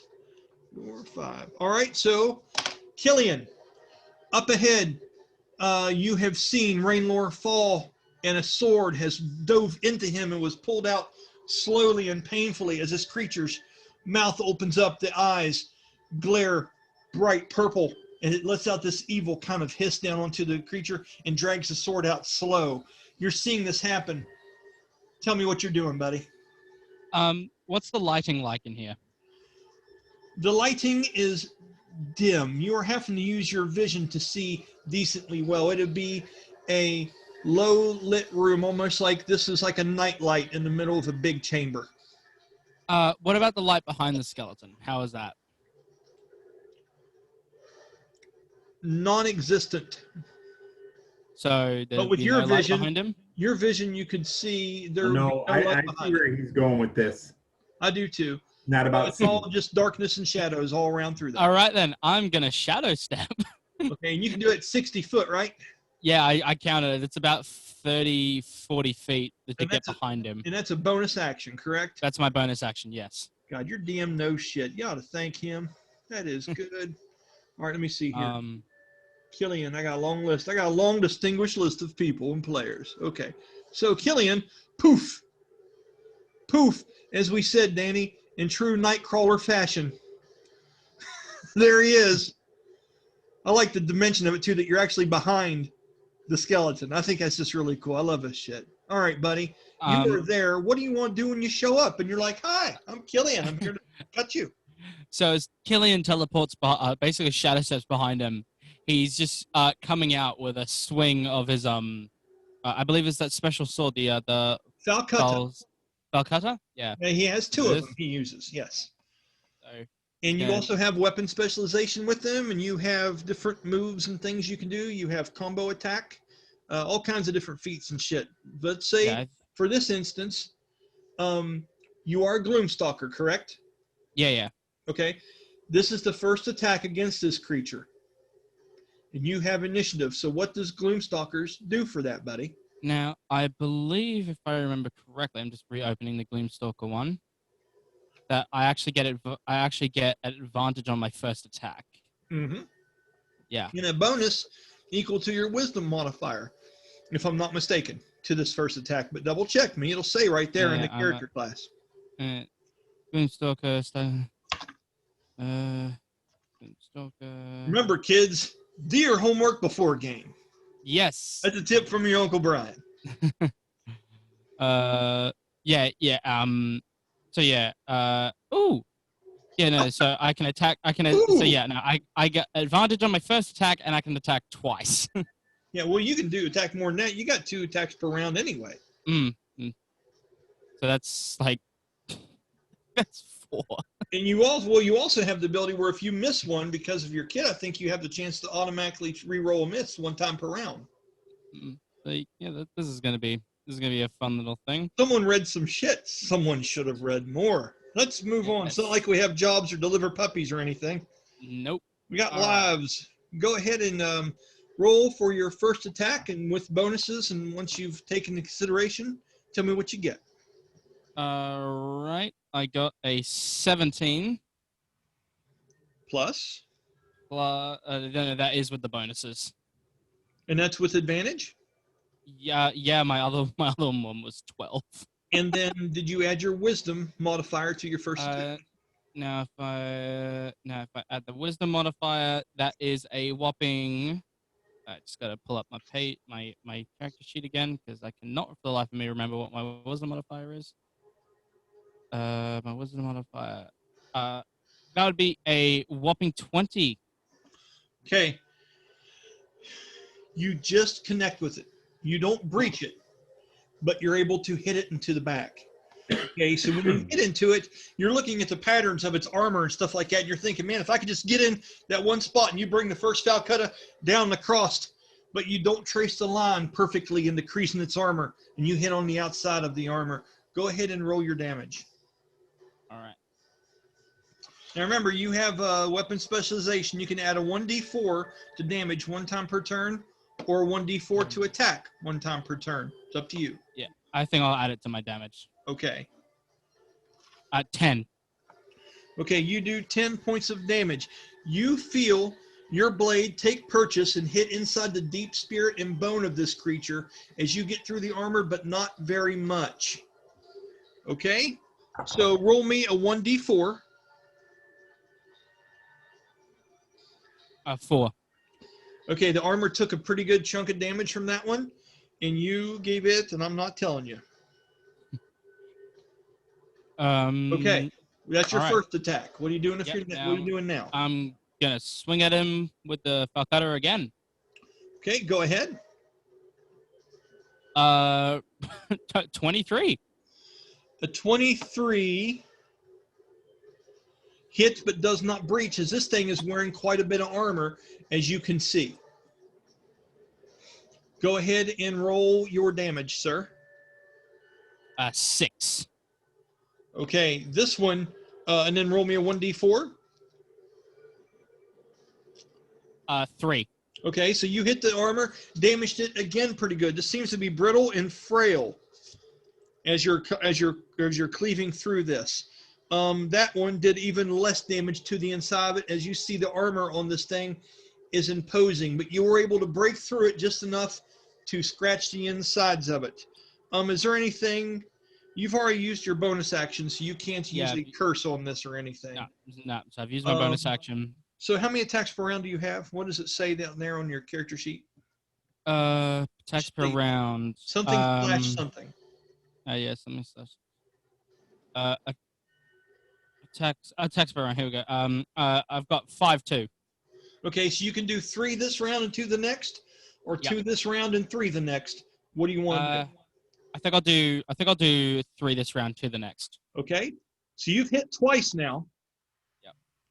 Okay, you're doing if you're doing combo I'm, attack, this next one's going to have a +2 to hit, because you get pluses to hit if you hit in succession because of the combo attack feat. Remember that. Yeah, I'm definitely No, I'm just bringing that up so I can. Okay. For theatrics, tell me what you're trying to do. All right, so so after swinging his Falcutta a couple times, he raises it above his head for like one final swing to bring it down. Okay. And that is a nat 20. Hell yeah! That is a critical hit. That is a breaching hit, and I'll tell you what I'll do just for flavor. If you use 10 foot of movement, I will let you do a leaping strike. That will give you advantage on the damage roll. Oh, sweet. We do things like that. So you rolled a 20. That's double the dice roll. Yeah. I think I'll do that. I'll back up and. Well, you don't have to back up. You just jump straight up and come down. That's true. Actually, yeah. I'll just jump up and come back down on him. All right. And everyone watching, he's new to the combat system, and he's looked at Dace has looked at some things. But I'm just trying to help walk him through some things he can do, and he'll remember these and be a better badass in the future for it. So go ahead, buddy, and roll me your dice damage with advantage, and then double it, and then add your bonuses to attack. Oh, well, that's nice. All right, so that's 12. Now I just need to add my bonuses. My damage bonus. 5. 15. Okay, 15 damage. 15 points of damage to the back of this. Roll me a 1d4. 4. Times 2 is 8. This is the little things that you don't quite know about, you have broken the armor on the back of this creature. As you brought them falcutters down around trying to find that slice in between there. You missed it both times. You're like, I'm going through. You jump up, come down for 20, and as you hit across the back of this thing, you split the armor down the back of this creature. So any attacks to the back of this thing now do not have to deal with the armor class. Its back is bare to attacks now because of how much damage you've done to its armor. All right? Sweet. And doing 15, we will say this creature is dusted because it doesn't have blood. It's not bloodied, it's dusted. Okay. Kylian looks at his compatriots. Finish this thing off. Okay, nicely done. With that, you have a reaction which you can hold.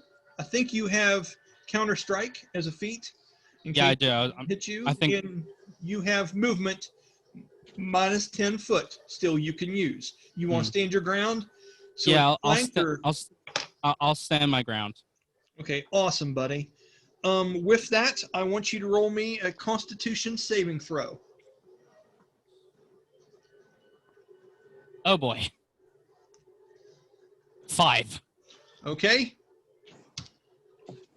You take 5 points of necrotic damage, and you feel as if the effects of the chill touch spell are up on you. Write down chill touch beside you. And you feel like a hit of necrotic energy is circling around you and cursing you in some way.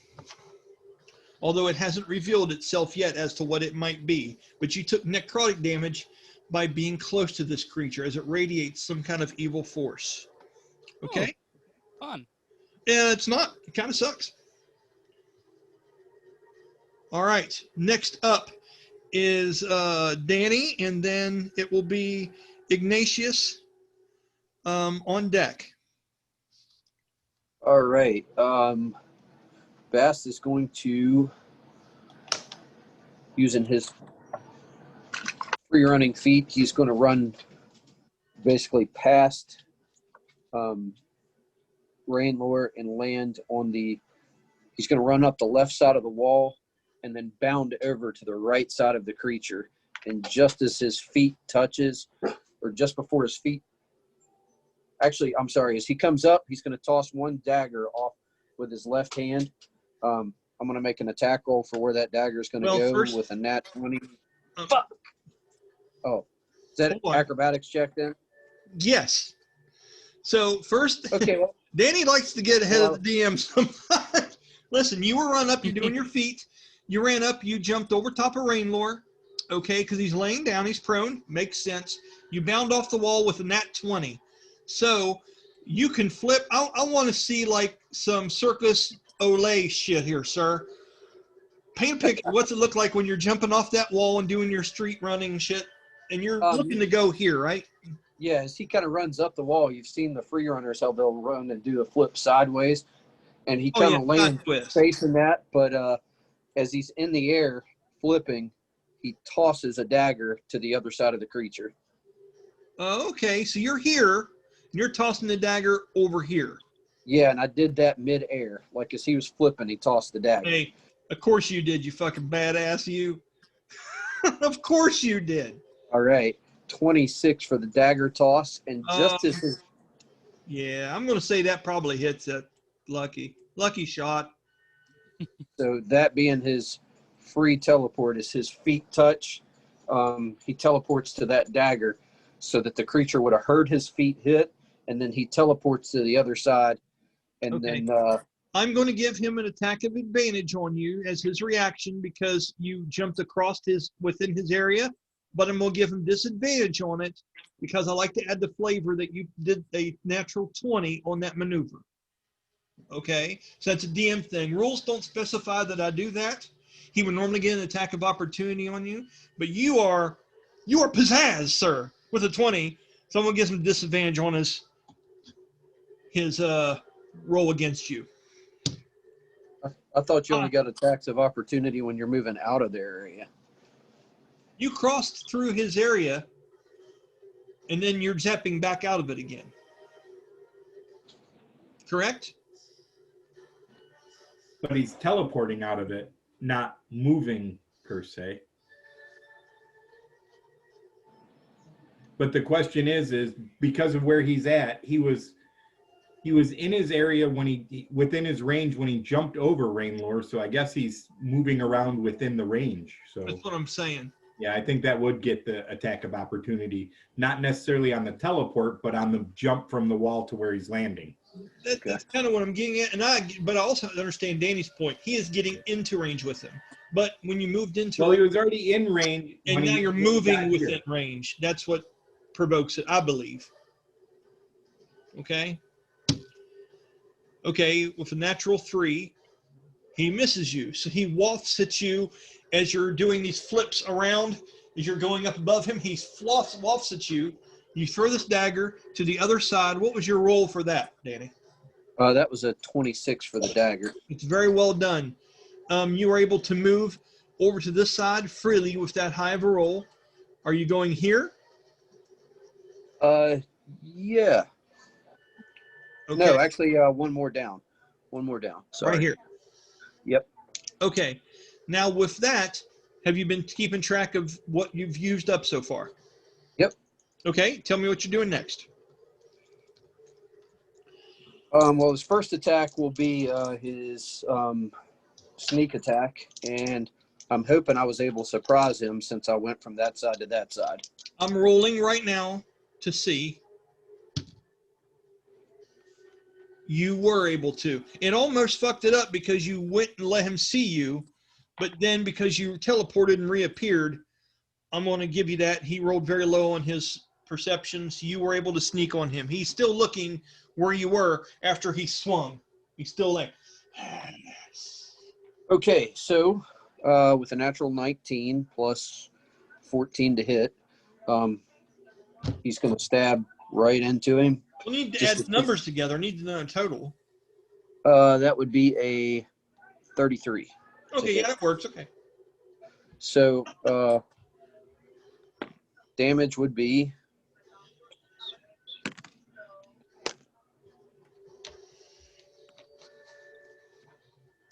This is your backstab, right? The Yeah, lights are 20. dimming as the electricity starts to shut down as Danny starts calculating numbers. Because he's surprised with the assassin kit that I had before. That's double damage, and that's 48 points. Did you say 4, 8? Yes, I get 5d6 on the backstab. I know you do. I'm impressed. I'm in shock and awe by you, sir. I'm assuming he's hitting him where he has no armor too. Oh yeah, he's hitting up bones. He's hitting up bones. It's a little Randy Travis Ride for you never country ends. people. Paint me a picture, Danny. This thing was dusted before you went in and did a lot of damage to it before you did this amazing hit. Paint me a picture, buddy. Great job. I think it was kind of anticlimactic. He jumps through there, comes around expecting to hit something, and ends up passing right through it like it's just dust. Okay. And as you do, Danny, the skull drops to the floor and looks up at you. And a dark energy seems to seep out of its mouth as if smoke, and you would find yourself staring into its eyes. One more time, I need you to roll me a charisma saving throw. All right. 22.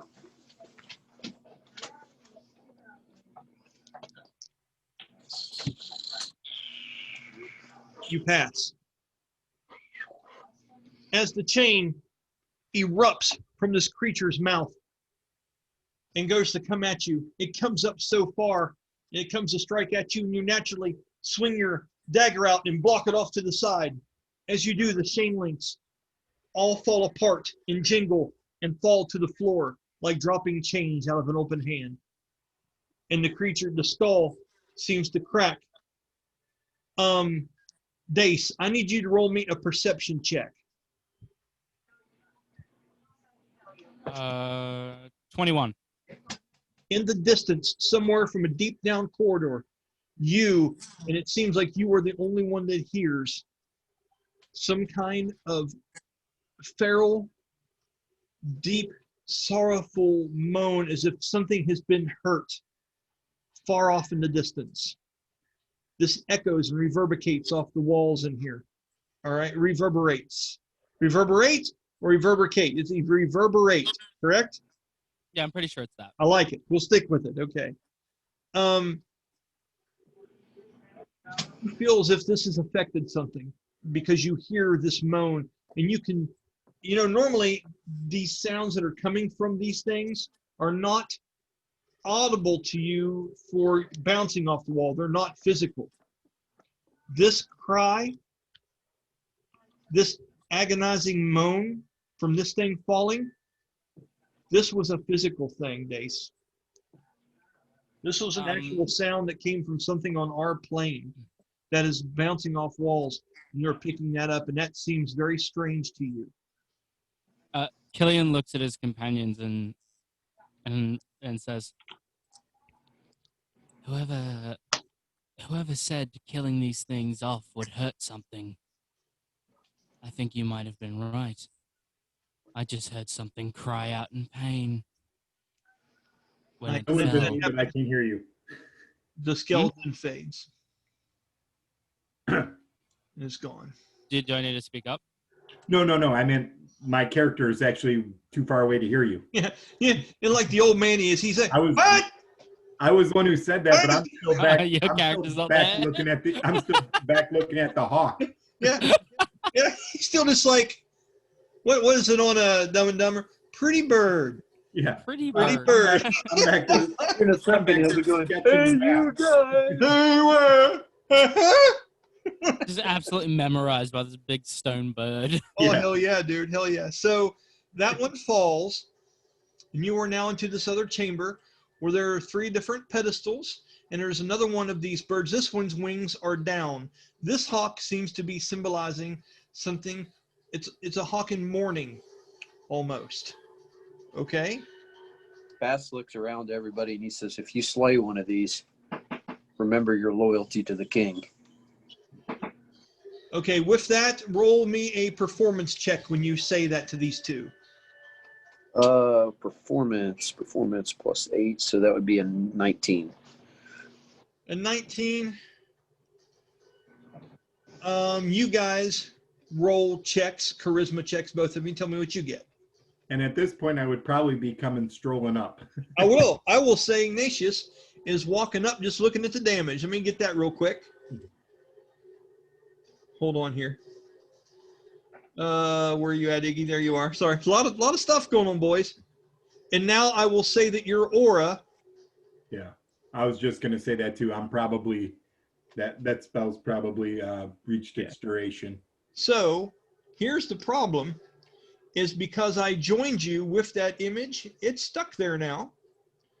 So what I've got to do is I have to erase it. So I can do that. Give me a minute. Well, what if can't you just turn down the opacity of it? It'd be of the whole thing. I merged the 2 layers. It's really not a problem. Check this out. Okay. Oh, no, hold on. I don't want to use that texture. Just a minute. It's acrylic. I want to go to simple circle. Okay. We can do this, buddy. Everything's fine. We are in paint shop. We are in paint tool, buddy. We can make magic happen, sir. And then we can just put another one back here in a little bit if you choose to do it. It's just that easy to do it, okay?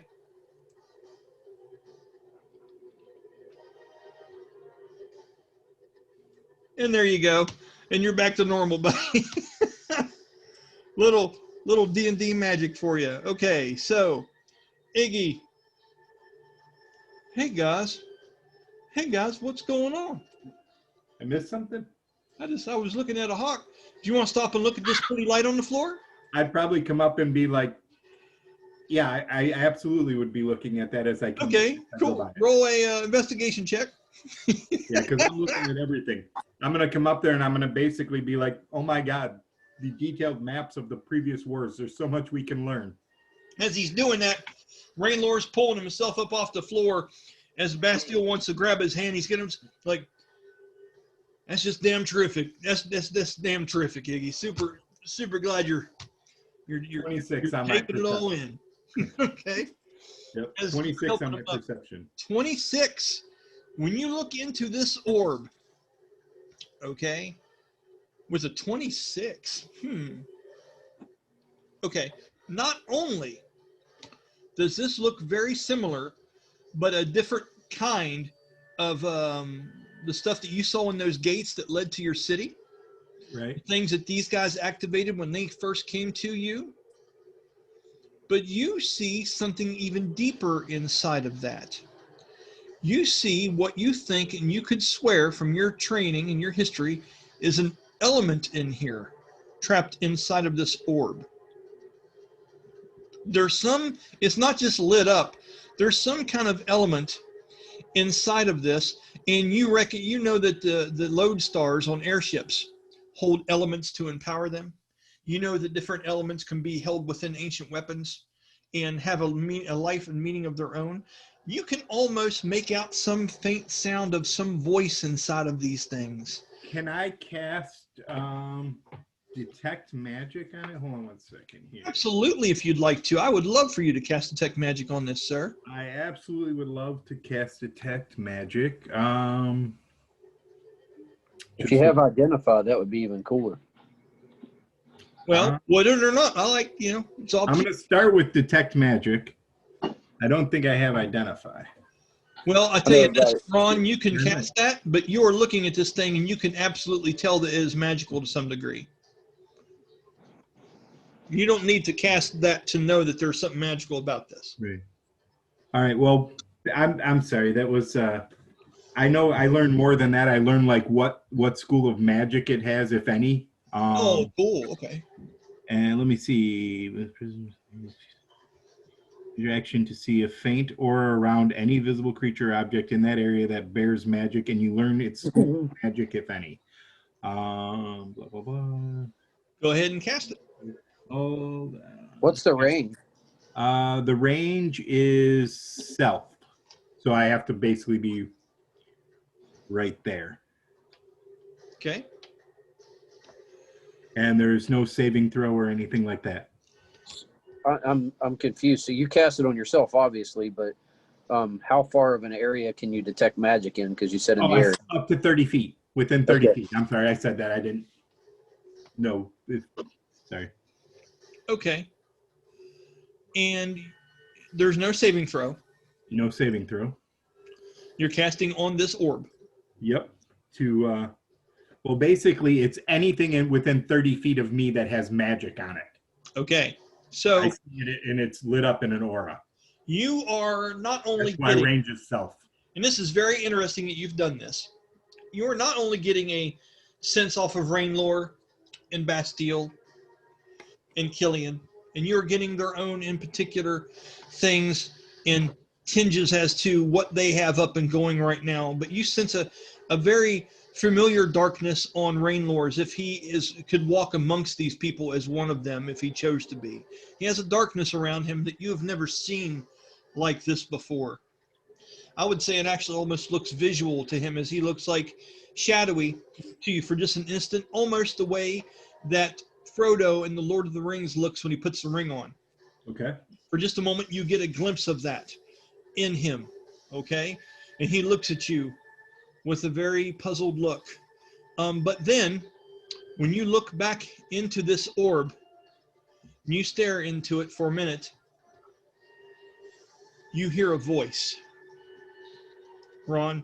And I want to do this for theatrics and also because you've paid attention to this thing. You hear a voice that sounds grandiose, like an old person that has a lot of etiquette to their voice of royalty to some degree. That speaks almost in a way that lowlanders spoke back on the days of the war at the foot of the Mountains of Tears. And an etiquette that would befit humans of that many centuries ago. Okay? And the voice says to you, I want to think how I want to do this, as I always say that, I know.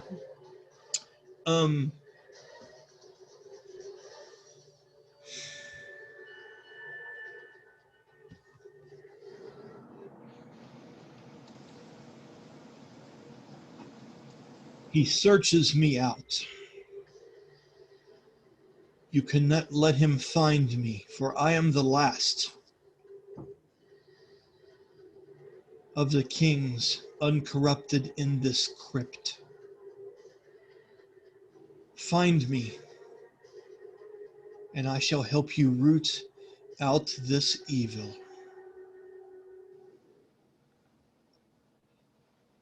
And as it says that, it fades away.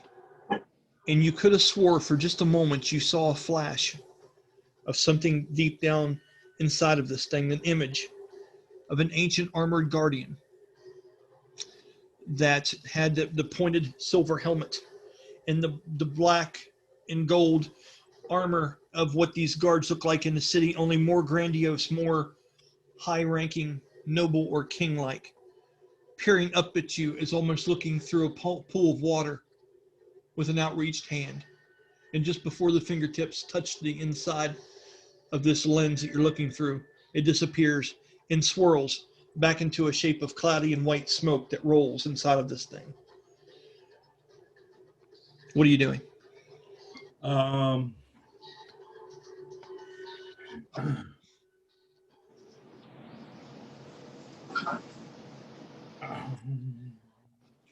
I think I would try to, like Danny said, cast identify now on the orb. Okay, what does identify do?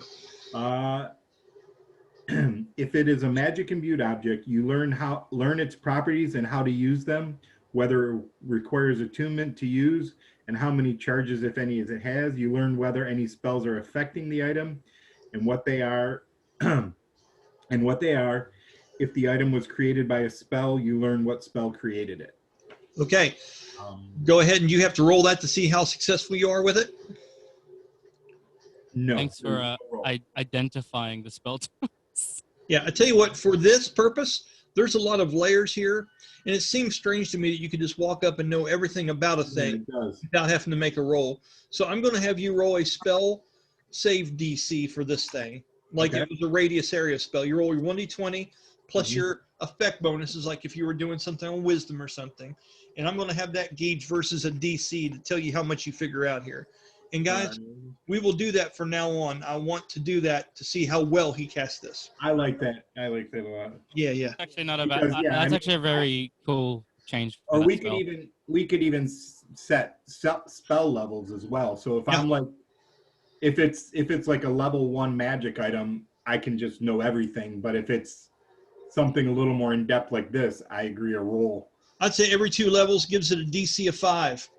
Or the nastier idea would be like, you don't know, you could do it similar to Dahan's abilities. You have no idea how much magic points you'll have to spend to discover something. Well, that's good for later, but for now, let's just keep. This is a For big now, enough step forward, I think. I got a 17. I agree. 17. Later on, that would be a perfect idea, but this is a good starting point. Yeah. Okay, that works. That's a 17. That works. Your DC was going to be 15 on this. Okay. Okay, this is in the 5-6 spell level range, Ron. I'll give you a brief description of what this item does and what it is capable of.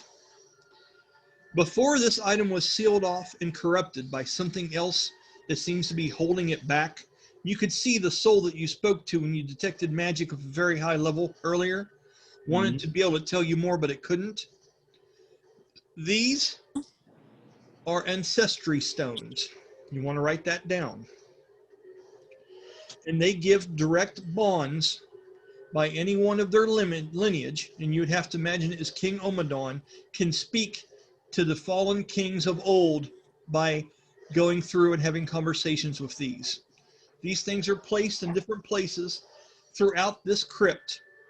And if King Omadon wants to come down and get the counsel of a lord that's fallen, that was relation to him ages ago, he can come down and commune with these stones and talk directly to their versions of their past selves. Some avatar levels of stuff right now. What's that? Some avatar level magic right there. Well, I was actually thinking it kind of reminded me of like holocrons from Star Wars. Oh yeah, I guess it kind of does. I guess it kind of does. And that, yeah. But that's actually would kind be of what this better is. And if you think about where we're at, it makes sense. Yeah. And you also get the feeling that that spirit would have been much more helpful to you if it could. These don't typically probably have this color scheme to them. And you realize now that it's the same color of the skulls and the different things that are in this place, and things are starting, the dots are connecting, Ron. It has told you that there is a spirit somewhere inside of here, that this, whatever this creature is that's doing this, has not been able to break the seal to get to it yet. And it's worried that if it does, it will be the most powerful of all these that are trying to attack the king, and wants you guys to find it first before this entity is able to search it out. So go ahead. Just a quick question, just to make sure I'm understanding this correctly. What he's just discovered, of course, If he tells you. My character won't know this, just to make sure I understand what he's discovered. Okay, Dace, I'll explain it to you. Go ahead, buddy. That these stones have all connect the lineage of the kings to their ancestors. Yes. However, they've been corrupted, and if they all get corrupted, and they break out, shit's just gonna go wrong. Yeah, well, I don't think it's the spheres that are getting corrupted. I think it's the actual dead kings. Correct. Okay, cool. I'm on board. I'm following. I'm good. And these spheres are just ways to communicate with the dead kings. Mm-hmm. And they're reaching out to you, telling you there's one in here particularly, that is trying to help. And if it gets found, it could be very bad, or if we find it, it could be very good and helpful. It just depends. Not to sidetrack, but I think it was a 19 I had on a performance, because I've forgotten since then that those guys were going to roll against. Oh yeah, I rolled a 19 against that. Against what? What are we talking about? A little back, you told us to roll charisma against. Oh. Danny. Oh, yeah. Okay. Yeah, he had told him something, and he wanted him to do a performance check. I told him if they'd strike one down, remember who they're loyal to. Remember that they're loyal to Amadon. Okay, and you rolled what when you did that? I rolled a 9. I believe it was a 19, wasn't it? I'm pretty sure, because I rolled the same thing you got. So they rolled the exact same thing that you did. Okay, so if you guys happen to get charmed by one of these, you have a +1 against that roll now. The ones that heard Danny say that, which are going to be Rainlore, my character, Sweet. and it's going to be you, because the way Danny put that across to you guys, you get a +1 versus that effect. That's something I just like to do in game. It does favor for what Danny's pulled off here, and it makes it work. Cool. Or just role play. Yeah, you know what I'm saying? I like little things like that. The people who do this strictly won't do things like that. I think it's nice to, yeah, I like it. All right, so good job, Danny. Moving forward. All right, I guess I'm ready to catch up to the group and tell them what I've learned. Okay, so let's do it this way for expedience. I want you to roll a performance check for me, Ron.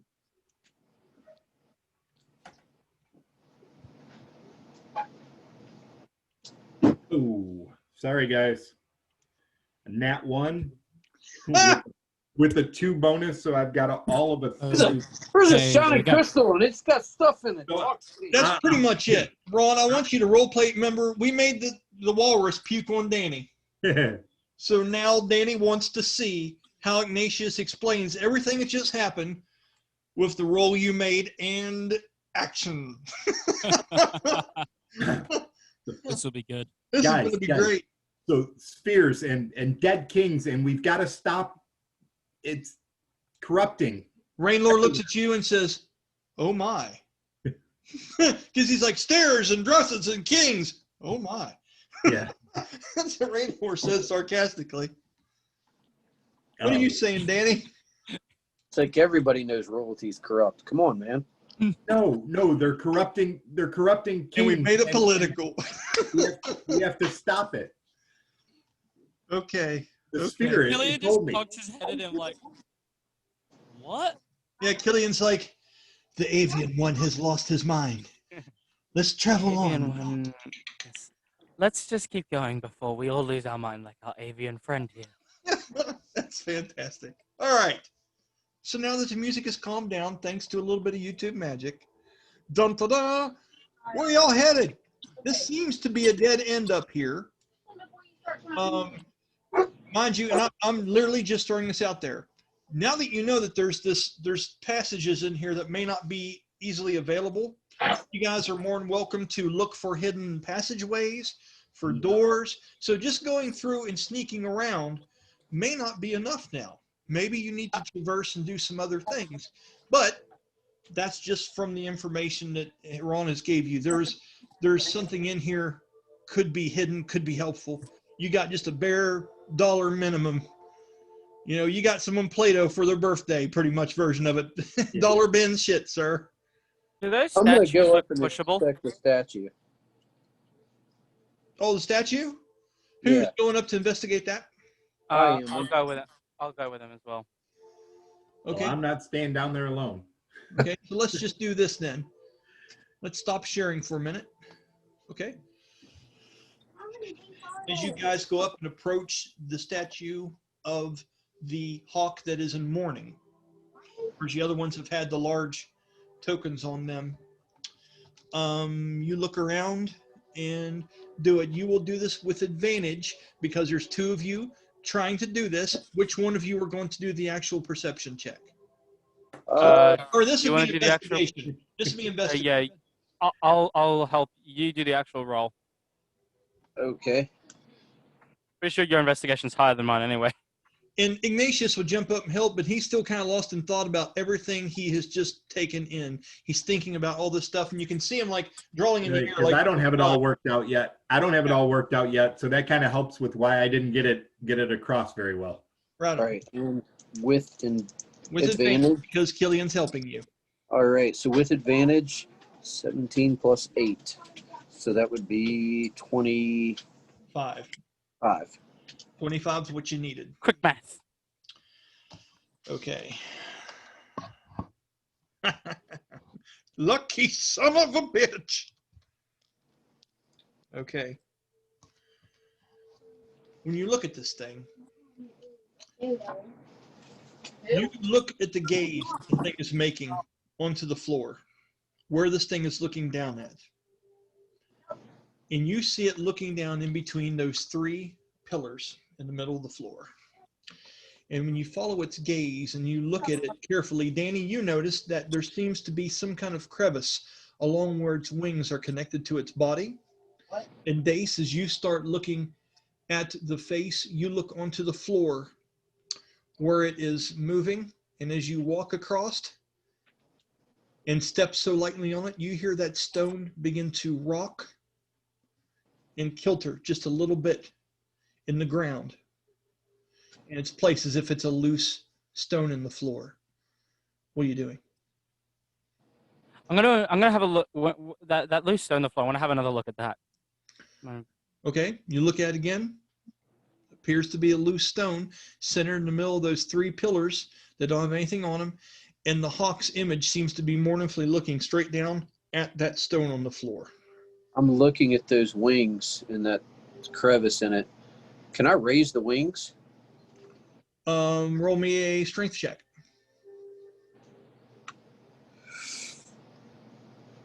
$17. Absolutely not. And when you pull on them, you feel your hemorrhoids swell. Dace, what are you doing? You looking over here, Bast? Kylian sees Kylian. He's trying to work with the stones. Like, he's trying to see if it will come out or if you can push it down further. It absolutely does. When you're able to get your small claws in between the actual sides of it and stuff, you're actually able to pick it up. Are you looking underneath, or are you moving it? Yeah, I'm like moving the stone to the side, but You I'm see looking an at if there's anything in emblem there. on the floor that your pennon will fit in. Now I'm pretty sure I left it in the thing, so Kylian needs to go back. grab DM it. says you didn't. DM says you just stuck it in and turned Okay. it earlier. You still got it. All right, cool. In that case, he takes the pendant and puts it into this socket here. Okay.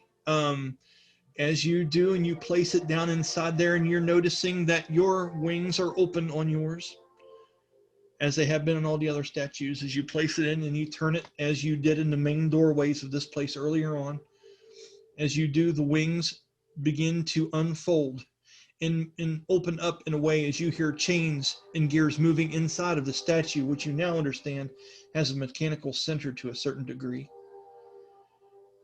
As you turn it, the wings open up and spread, looking like the other ones. Okay? In the far distance, you hear something clang and open up and echo throughout this place. And although there's a sense of amazement for just a moment, Rainlore looks around and you see dread on Rainlore's face. He looks pale. Ron, I want you to do me a wisdom check, just a regular wisdom check. Tell me what you get.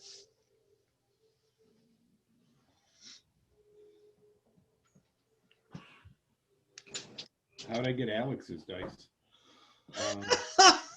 Shit. 7. 7? Yeah. You think they've opened something in far away. That's it. That's it. Okay. I'm With still that, kind of the wings go up. Danny, you've heard the clinks and things in the background as well. What are you doing? Seems to be distantly off through many different passageways. You hear these clinks and chimes as if some kind of secret passage or door or something has been opened in the distance. Everything else seems silent for a minute. I'll look over to Kylian. Where's it at? I know you can hear its location. Kylian, what are you saying? Kylian clicks a few times. Just see if he can pinpoint where. As you where, do, you focus in for a minute and you clink and you click around and you're listening. And out of nowhere, I need you to roll me a charisma saving throw. 17. You start to feel a deep fear enter you as you hear the same spectral voice that you heard before. The evil one, the one that seems to be haunting, coming through this place. You hear a dark voice that says,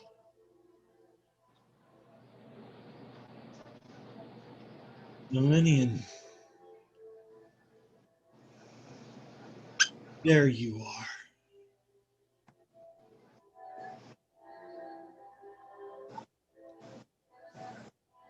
Oops. What are you saying to the group? He looks at them with a dreaded look in his face.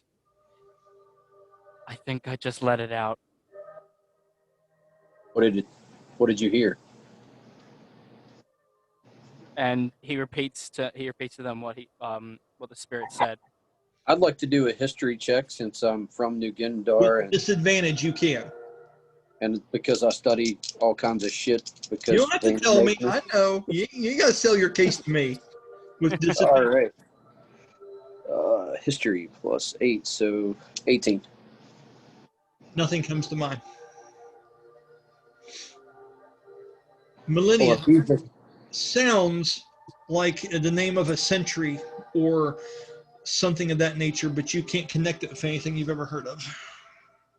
well, if he's excited about finding it, we need to beat him to it. Ignatius, you're hearing these things and it's making you connect dots together, but you just can't quite make sense of it. You're a little bit lost in all the other things going on right now, okay? Yes. All right.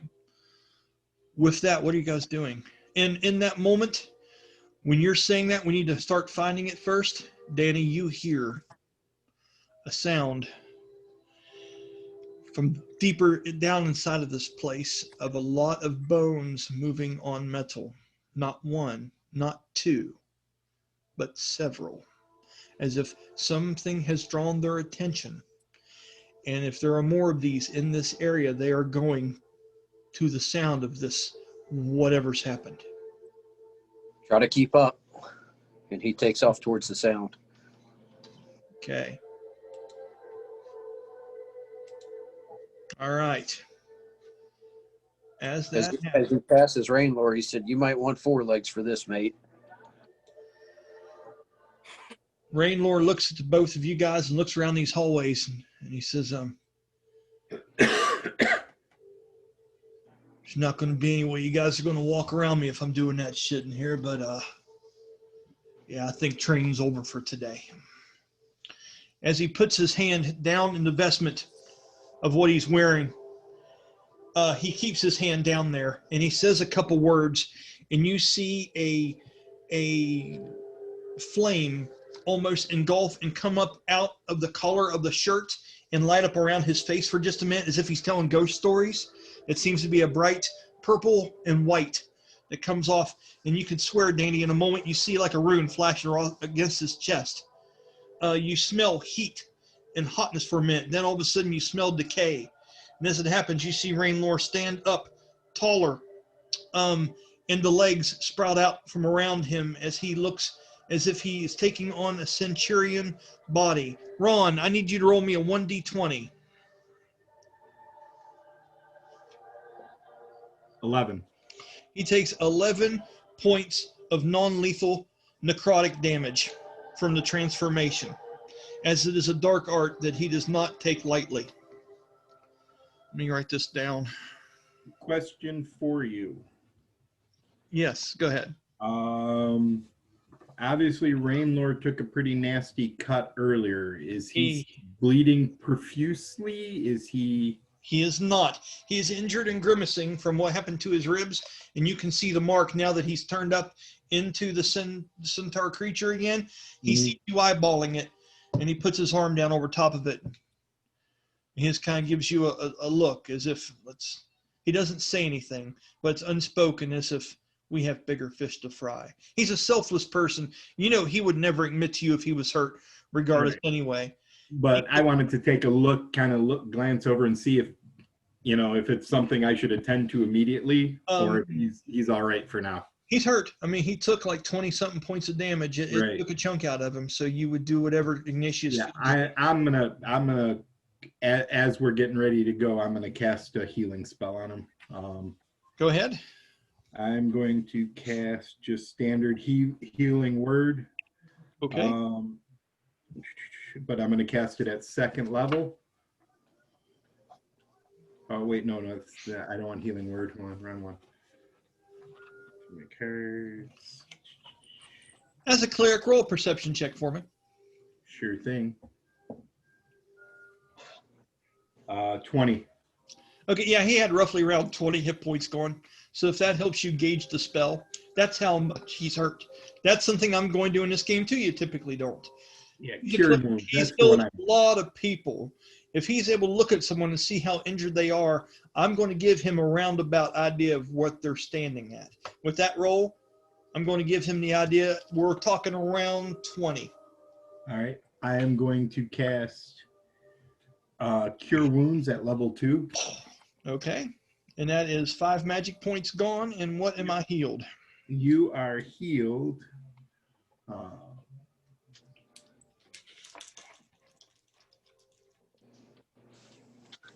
You are healed for 15. Thank you. As you do that, he takes a deep breath in. He goes, man, you're going to have to watch that. He goes, what happens if I get cursed and I trample your ass? He looks at you for a minute intensely and kind of walks up and gets close to you in this tall, imposing centurion figure as the hair's hanging down off the sides where it's been messed from the last bit of fight he has. Then he pushes the hair back and starts rebraiding it. Takes a deep breath and looks at you and goes, I'm sorry. And as that point happens, I think Bast, you guys are going to take off book and pass because you're sensing the urgency, correct? Mm-hmm. Yep. Okay, so I'm going to start with, I want Bastille and Kylian to do dexterity saving checks to see who's faster and who's going to go first. Well, I'm going to use my first bonus action of the round to do a dash. I'm going to have to mute for a phone call real quick. Go ahead, Ron. You guys don't have to do any of that. Like, just roll me dexterity checks to see who gets to jump and goes first. Because we're not doing anything now. We're just moving. 24 for a dex check. We got Dace. 30. Damn. Dace will be going first. God, I love having this guy. I got my max dex. That's awesome, buddy. Good job. Okay, so with that, Kylian is making haste. The way you haven't went yet. And mind you, no one searched for anything of that nature. You found that track. You did this. Remember, there's some kind of hidden room possibly opened up in here somewhere now. Doesn't mean it's the only one. So keep that in mind, guys. If you're flying through here, there's urgency now, right? There's something clued into something, but at the same time, there could be more. It's a very complex situation, okay? Kylian, are you headed this way? That's the only passageway that you can head. I'm going to head the way we have not gone. As you come down and turn the corner with haste, okay? Just a moment. I got to ask you, man, what is your bonus to dex? 10. Mine too. So you rolled a nat 20 on that. Oh, yeah, I got a nat 20. Damn. I'm rolling really well today. Nothing wrong with that. That is fantastic. Like, what I've noticed, I'm either rolling really high or very low because I've rolled a few low ones. But like nothing. It's been like 5 below or 17 and above. I like that acrylic look to that when I'm parting the darkness. That's cool, isn't it?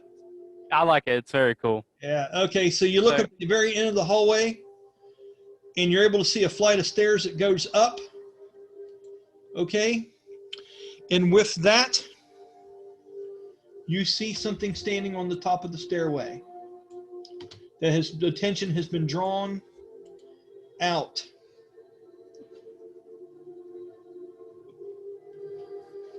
Let's see here.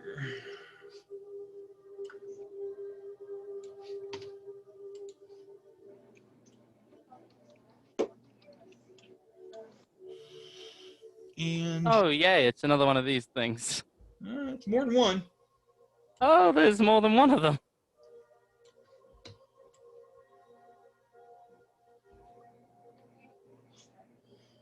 They're standing at the top of the steps, looking down at you as you're running towards them. Kylian, Dace, whoever you want to be called. Either one's fine. Either one's fine. Yep, just whatever you say. How far, and you notice them as soon as you turn this corner, you have used, let's say you have used 20 foot of movement so far. Okay, so he stops and he holds up his fingers. Okay. And he does 2, and then he points down the hallway. Okay. With that, Danny, you're behind him. I'm going to say you're on his tail. Let's go ahead and do that real quick. Let me find you. Okay. And Danny, you're about right here. You're seeing he's got the symbol 2 up. Rainlore is staying behind Ignatius, so Ignatius stays between you guys because he knows that's how Ignatius pretty much wants it, and he's lost a little bit of his stuff. Plus, you took off so quick. These two are going through this healing thing. You guys went. Danny, what is your reaction to what Kylian has put up? He says, run through them. They'll follow us, and Rainlore can run them down from behind. And he says it loud. Okay. All right. All right. So you're going to try to, do you want to do a dash and take double your movement, or you got enough movement to get through them, or you want to do a shadow step? I think action? Actually, I think I'll do a dash to get their attention. Okay. What's and your then I'll times 2? Pardon? Your movement times 2. That would be what is Kylian? I actually have not looked at Kylian's full movement. Give me a moment. Okay, it should have been real close to where your initiative was. Oh yeah, 40. So I've used 20. So I'm dashing now. So I'll have another 40 since I've already used 20. No, if you had 40 times 2, that's 80, and you've used 20 of that so far. So you have 60. Right. Sorry, so I got 6 left. Yeah. So I'm just gonna I'm gonna just sprint right past them all. Okay. As you do, you get up to here. They are going to have attacks of opportunity against you. Yep. You saw them coming, though. You saw them get out there.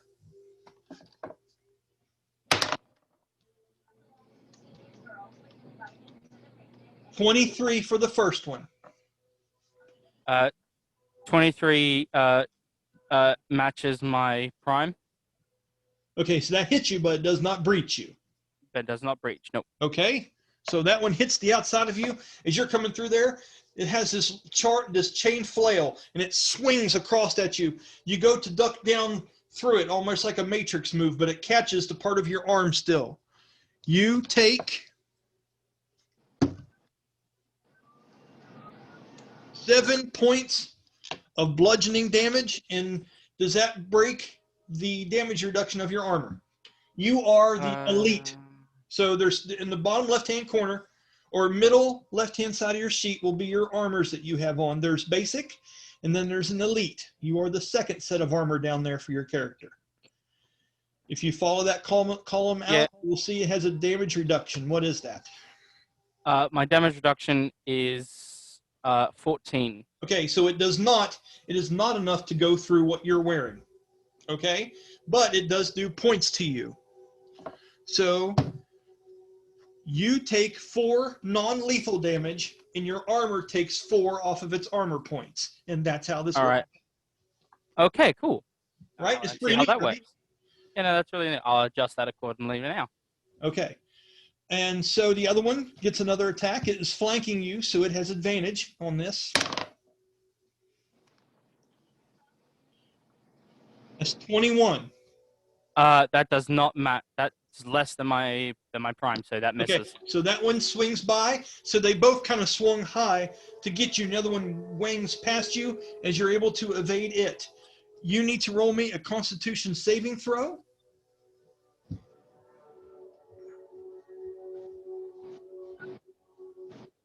$18.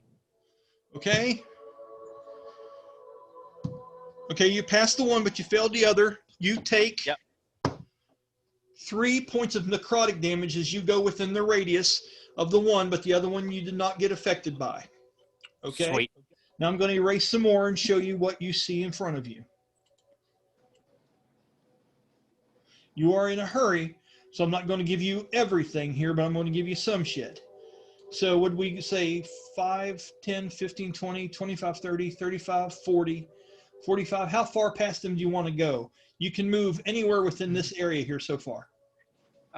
You got a passage here, and here.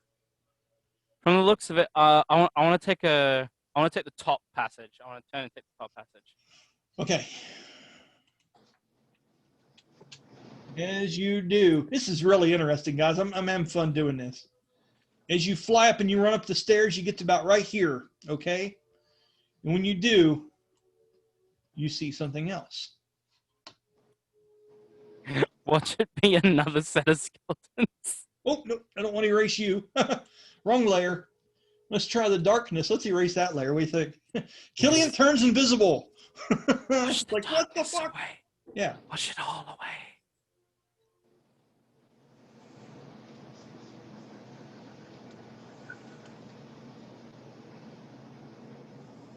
Ah, bingo. I love my life.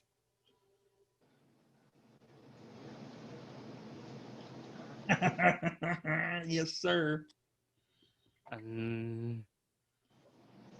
Ooh, another statue. Yep, but there's something more important here. That orb in the middle of the room. No, it's whatever's standing there. Oh, it's more, it's Oh, more than that. that.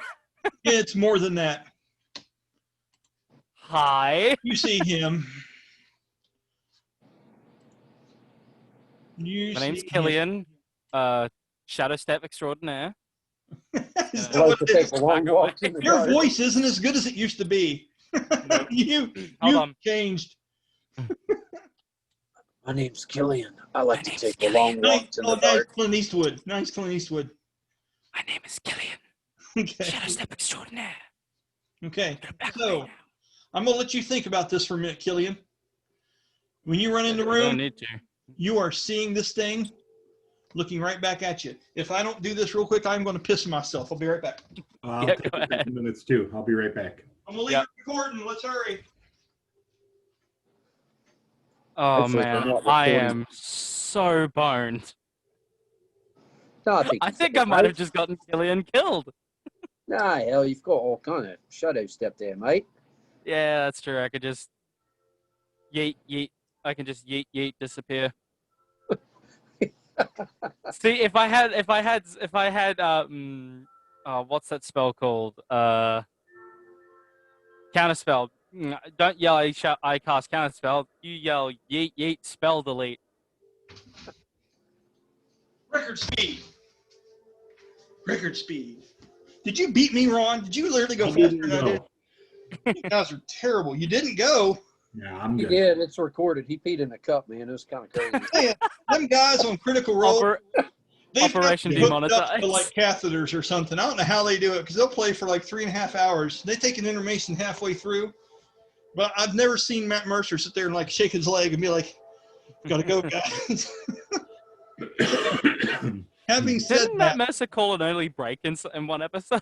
Because of what his players if you did. had to put up with those guys and all their hijinks, you'd call them all the time too. Yeah. I Like, enjoy all it. right, we have 35-minute periods of play before I need to get a break and gain my insanity back. Yeah, they're awesome friends, but that Sam wears him out. Okay, so let's go ahead and say you've ran through and you come into the room and you're looking at this creature, whatever this thing is, and it is moving in your direction and it stops as it sees you approach the top of the steps. It looks at you deeply, its head twists. You can see the patch over its eye. As its mouth is gone. There is no mouth. There's a stretch of skin. And it looks at you. It says nothing and hovers there. And you see the arms start to pick up. And the skulls seem to animate themselves and begin to start to float just above the floor surface.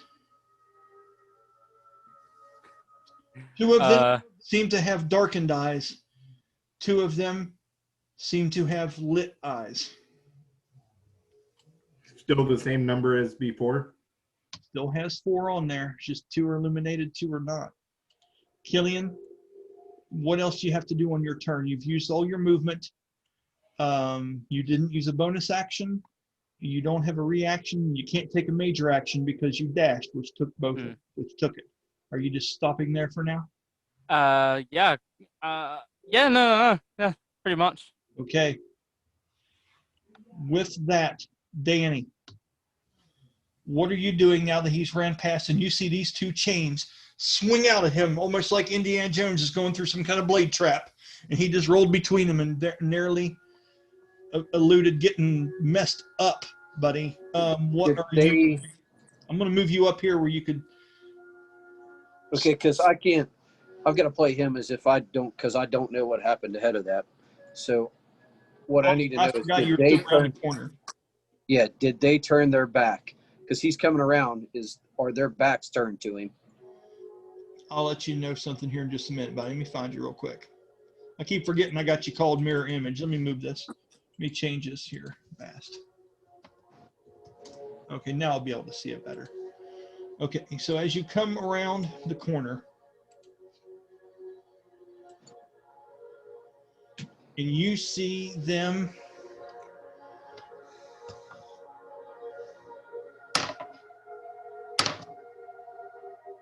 they both did. Yes, from what you can tell, they are half covered. As you can see, their shoulders sticking out over the sides of this wall where they just swung, and they are looking up this way. As a matter of fact, by the time you get here, I'm going to say that, let me go to them and see which one is which here. It's 7 and 8. So let's go 7. I'm going to say he's moved to here now. And this one, you cannot see, you can only see the one, and it has moved away and is walking up in the northern like direction. Well,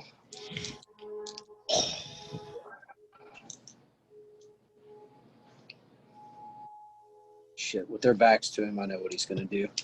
I'm going to try to do something that he's never done before. Please. I love it when you do that shit. Go ahead. As close as they are together. Well, now, you get there's two of them there, but you can't see the other one. You can just see the one in the main hallway. Straight line shot. This guy was standing behind a corner, and he's going this way, so you can't see him, Danny. You can only see this one right here in front of you. But you know, he said there were two of them. That's what he signaled you, but you can only see the one. All right. I am going to use from right there. I'm going to use one of my bonus actions. Yes, I said one of them to Misty Step. And I'm going to be above his head. How high did you say the ceilings were? Ceilings are between 15 and 20 foot high. I'd like to be as high as I can be. Okay, I'm going to say you'd be 10 foot above him. He's 5 or so. I'm going to put you 15 foot in the air above him. Does that make you happy? Yep. Makes me And happy. when I come out, can I see both of them? Just a minute. I got to move you here. When you do come out, yes, you can see both of them. I am going to try a variation of Twin Vipers where instead of one target, he's going to come wider between the two of them when he comes down and get both of them in the back.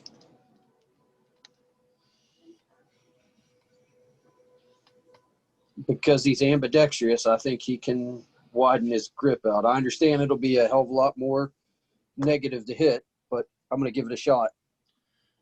Okay, so what's the normal negative? What's the normal negative to hit on both those Twin Vipers to make them hit at the same time?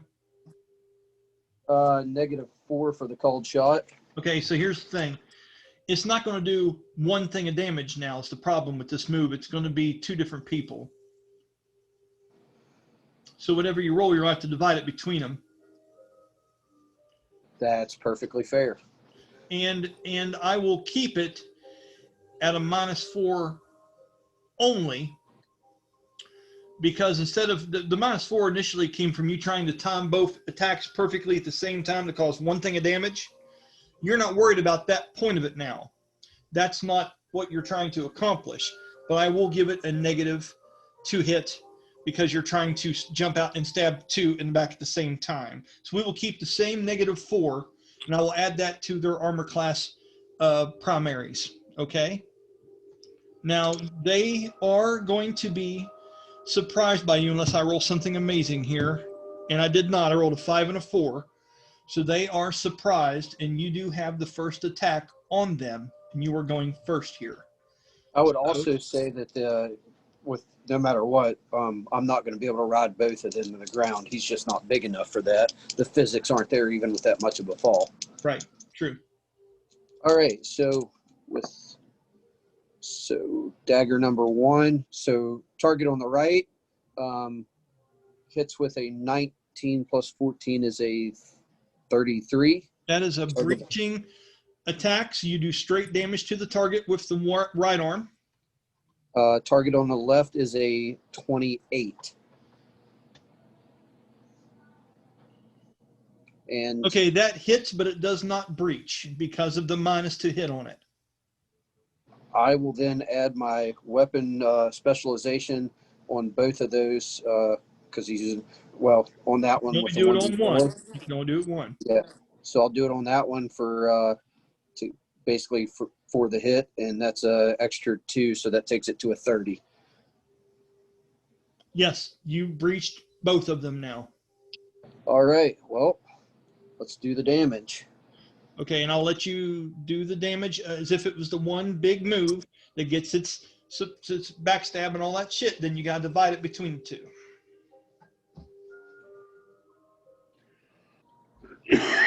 Hmm.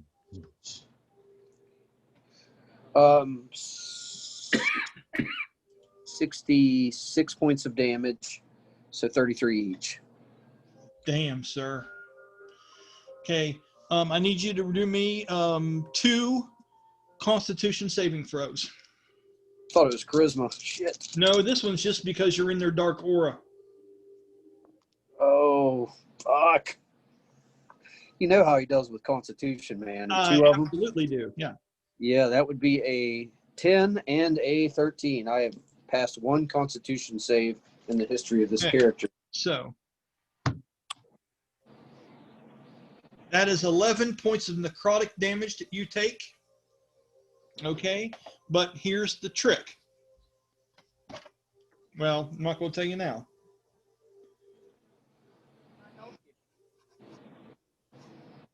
Okay, so when you do that, 33 to each one of them, they are both dusted almost instantaneously by this.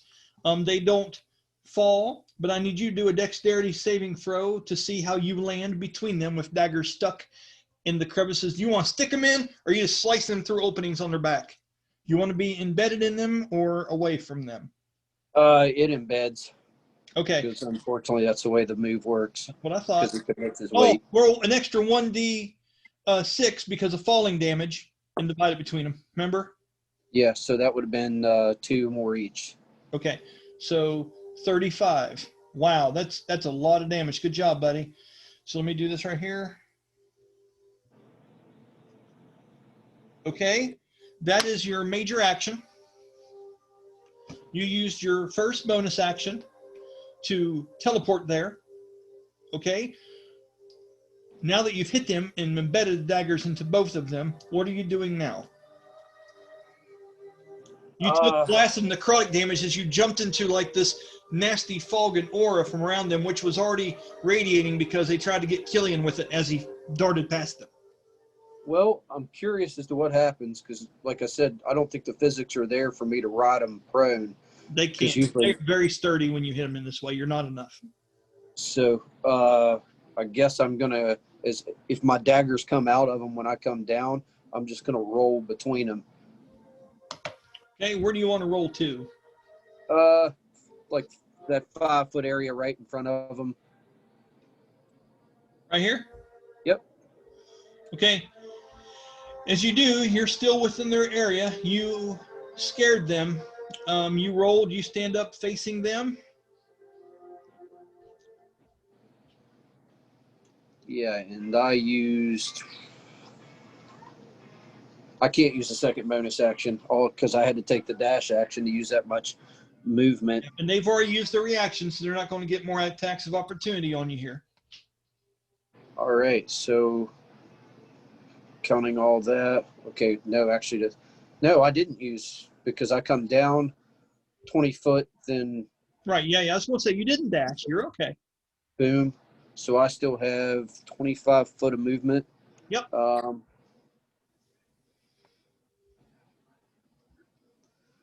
I'm going to jump over the top of Kylian. I haven't seen what's in the room yet, have I? No, and it would take all your movement because he has went up more steps. So to jump to the other side of him would take the rest of your movement to land in front of him. Okay.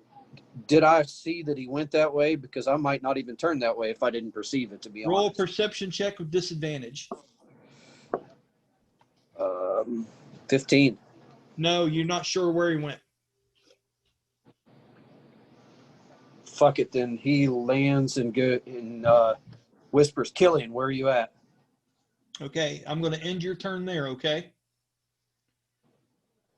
Okay, as a free action, Kylian, I'm going to let you whisper something back as you're stuck in horror looking at this creature, whatever this thing is, looking at you. I took the top. Second, that way would be the. And you hear his voice broken, not sure how he can speak really well, stuck in the moment of this. He says, I took a right. Took a right. With that, let's go ahead and go to the next person. Ignatius, we'll start with you since you're between them all. Are you chasing after them? I'm chasing after him. Yes, I've got 40 feet of movement.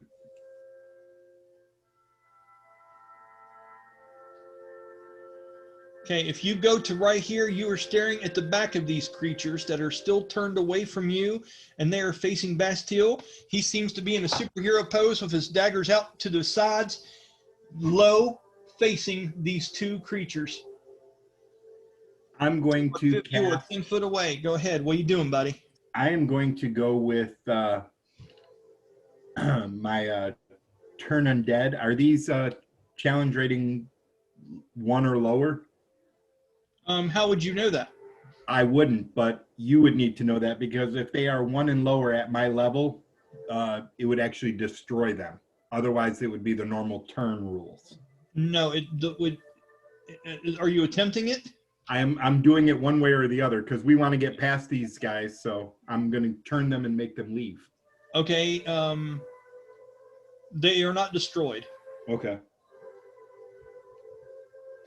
So with the turn undead, they have to make a wisdom saving throw. If it fails the saving throw, it is turned for 1 minute or until it takes damage. A turn creature must spend its turn trying to move as far away from you as it can. It can't willingly move to a space within 30 feet of you. It also can't take reactions. Okay. Roll your DC for what that's going to be for them to have to beat. Mm-hmm.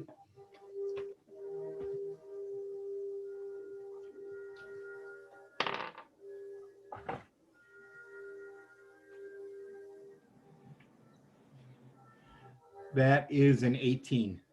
Okay.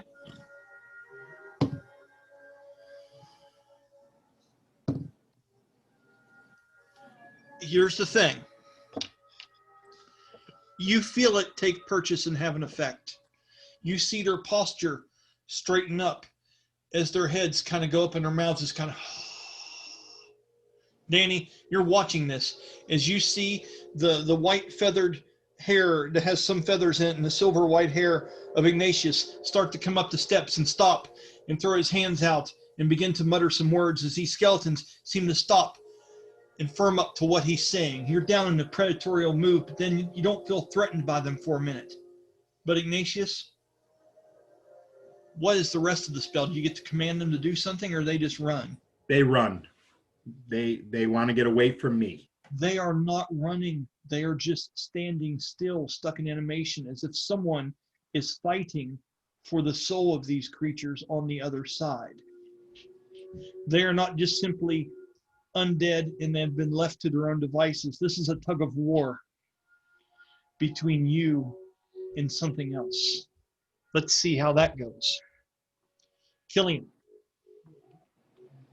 as you hear Ignatius chanting words from back behind you as the silence is creeping, you see the eyes in two of these skulls begin to flicker as this creature looks down and mumbles some words that seem to echo in the distance. And with a natural 20, he regrips the soul of these skeletons, and although they are not doing anything now, they are not moving. So they are not running, but your ability has had an effect, Ron, and they are held stunned and motionless at the time being. You realize you feel yourself fighting with something to try to make these things propel away from you, as you're almost afraid that maybe your faith isn't enough down in here, but there's another force battling you for control. What are you doing? You still have your bonus action, your reaction? I do, but I don't think I have anything I can really do as a bonus action that will help the situation. Yeah. Okay.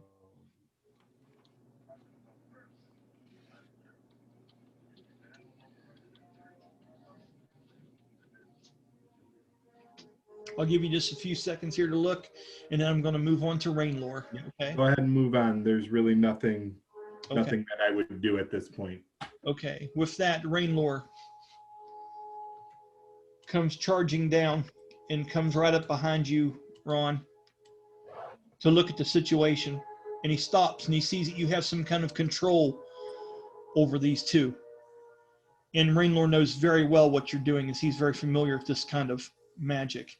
Upon saying that, he says down to you as you are concentrating on trying to do this. He says, "Have you turned them yet? Have you got them?" I've got them, but they're not moving. He looks at you and he looks at them And Rainlord knows if he attacks him, it's going to break this. But you've got him held still, with Bast on the other side of him. I got to do something for Rainlord here to see what he wants to do. Right, because neither me or Rainlord knows what's going on the other side of this. Right. Well, I know that you're normally, I know what turn undead does. I've been around many people who've done it many times, but yours isn't working very well. I'm rolling a check to see if he's able to put some cogs together here and know that Bast got controlled. Right. There's different things here that have added up. I want to see how he does in understanding. Rolled a natural 9. That doesn't give me the DC I want. With that, one last little free thing he's going to say. He says, take him down or walk past him. Your call, Iggy. Get past him. Okay. Help Bast and Kylian. These guys are looking close to toast. I think I can handle them. Okay. As you say Or that. hold them, I should say. I think I can hold them. I think I can hold him. Nicely done. Okay. As you say that, when he is a centaur, he is a small size horse. He looks like a 7 foot tall man with his head leading to a horse body. Overall, he's about 7 foot tall. So it's more like a small, like riding horse looking thing. So I want to move past you in this hallway. Well, my thought is too, since we're not actually in combat, Yeah, I could squeeze pretty tight to the wall too. I'm a skinny old guy. that's what I'm saying. So he's going to walk up very cautiously past you. And he's going to walk around these creatures, staring at them the whole time, just mesmerized by the fact that he's not having to whip their ass. Okay, and I'm going to put him up here beside Bastille. Okay? With that, it's time to roll initiative.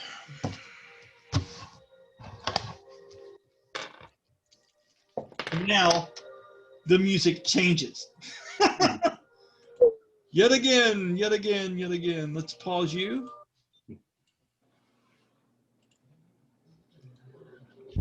We're still looping. Hey, for poor people, we're doing the best we can, by God. That's all I can say. If that's all it takes is just that moment, I'm happy with it, dude. Hell with I it. mean, if you want a round of applause, I literally can give you one. If you would, you know what? Do that right now. A little more.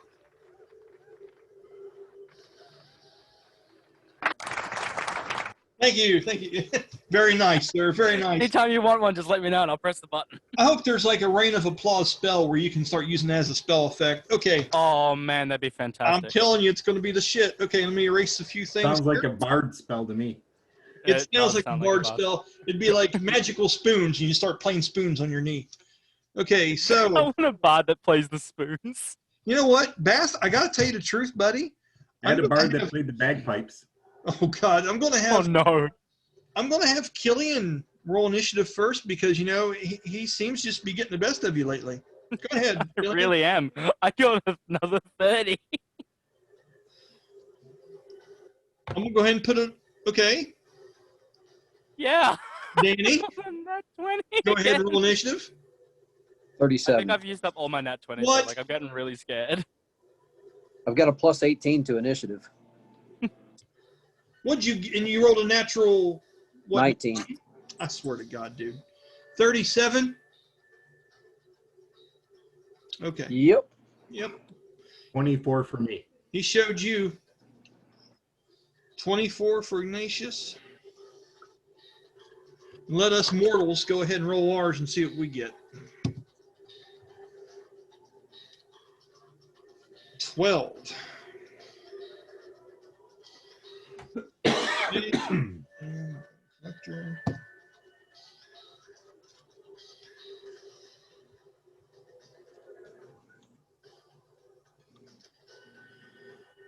Okay. How long does that turn effect last, Ron? You have to keep concentration on it? Or 1 minute. And you have to keep concentration? I don't believe so. Let me know real quick, buddy. Because it's part of my Yep. Bast is smart and fast and charismatic. but he's got See- the constitution of an old lady and the strength of a 6-year-old. When I first started playing this game, I thought that the concentration stuff was concentration after you've lost, like after you get hit with the thing. That's how long you had to regain concentration before you lost Oh it. dear God, yeah, that'd be weird. My DM decided, since that's how I thought about it once, we'd run a one shot that way. Yeah. Oh shit. Don't ever do that. I'm not It- going to. I'm not going No. to. Oh. It makes spells so much more overpowered. Ron, I'm gonna grab a soda. I got the fridge right beside me. What's your what do you find on that spell, Yeah. bud? Nope, nothing about because it's not a spell. It's part of my channel divinity. It doesn't have anything about concentration or Oh, anything that's like big. that. Channel Divinity's like the biggest shit you can pull out. I like it. Okay, so I suppose with a 37, Bastille can go first. Let me get a soda. Yep. You already know what you want to do, buddy? Well, first I got to perceive that thing. So, just a meta game real quick here. We're not killing those skeletons, right? Because I was going to fall back and kill them, then go back in there. But if you've got a hold on them, no need to kill them. That's all on you, man. It just depends, you know. Yeah, it's I mean- whatever you want to do. There's a real neat thing going on here. I don't want to talk about it because it almost revealed too much because Danny beat the shit out of him. Ignatius doesn't know how hard he hit him.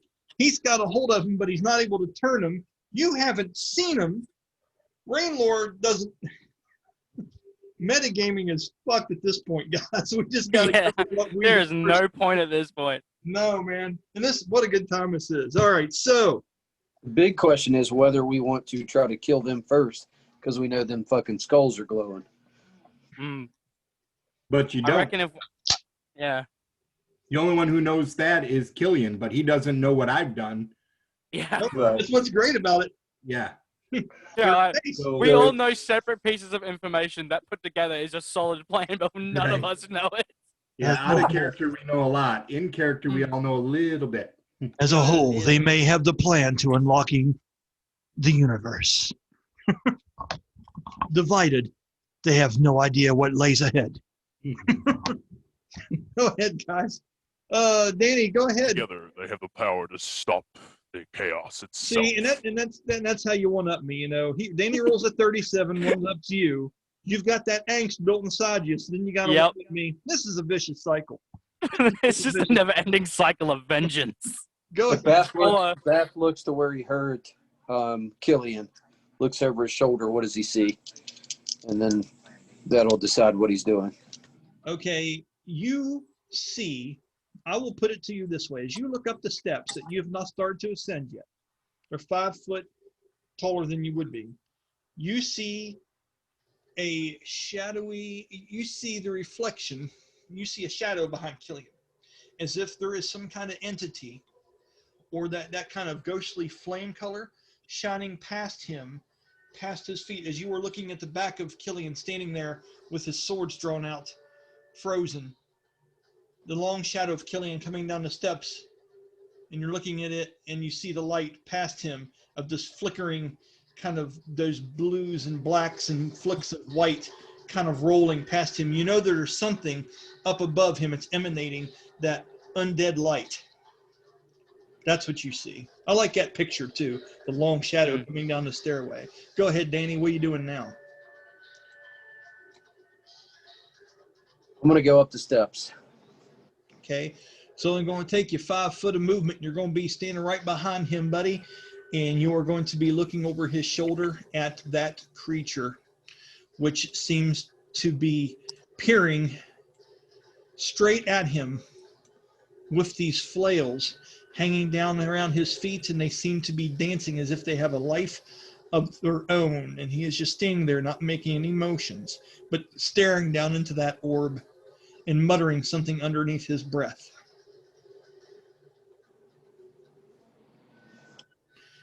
I'm going to wing a dagger at him. How far? Okay. As you do, go ahead and roll me an attack roll. All right. 1630. Okay. As you roll a 30, the dagger goes flying. What type of damage does it do? It's radiant and slashing, or piercing when it's thrown. Sorry, radiant piercing. Okay, how much of it's radiant? How much of it's piercing? Well, normal daggers are 1d4 and his are 1d6, so I'm going to go a third of it's probably radiant. Okay, so go ahead and roll your full damage for the dagger. Not bad. So 6 plus his strength, 12 total. Okay, you see it take purchase in him as it goes flying by, passes through him, and clings into the stone wall back behind. As you see it go past him, you see a part of him break and open with almost like a burned out edge, almost like a piece of paper had a cinder on it, and a golden like fire edge comes across. Then it seals back up, and the creature just looks up to you with a hollow purple one eye and doesn't make a different expression. You see now that the mouth of this creature has a sheen of skin over it. It has no actual mouth. As you do that, Danny, I want you to just 1 minute. I gotta look something real quick.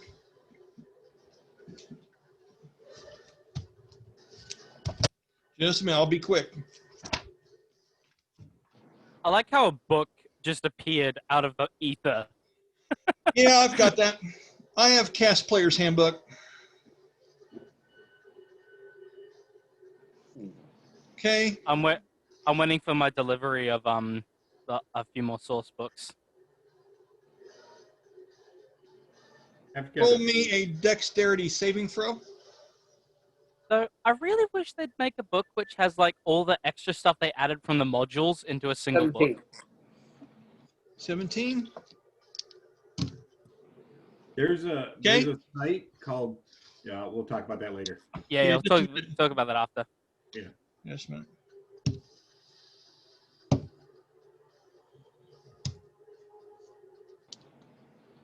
Because I don't really feel like spending $2,500 to get all the modules. No. You take 19 points of fire and necrotic damage combination as this is cast some version of hellish rebuke at you. Okay, I'll take struck it. half of that because of his previous kit. Because he saves for half or no on a dex. Okay. Question, can you hear that barking? But of course, that means I have to take some movement. Yeah, that's what I'm getting. That's why I was making it move. So all you have to do is jump 5 foot back, Danny. On particularly. Just a quick question, everyone. Can you hear the barking? I cannot. Okay, good. Actually, I got a better idea for what happens since it's in the middle of his turn anyway. As he sees it coming, he closes his eyes and uses his free action to teleport. So he still takes some of the flame damage, but he teleports through it. Okay, where are you going to? His other dagger that passed through the creature. Okay, and it's good for 60 foot, right? Yep. Okay, so you took half of that, which was 9, correct? Yes. Okay, Danny, when you get to here, right there, as if you were teleporting through this area, going through one dimension of space to another, something happens that has never happened to you before. You take Don't 3. worry, it's not uncommon. Happens all the time. You take 3 points of bludgeoning damage.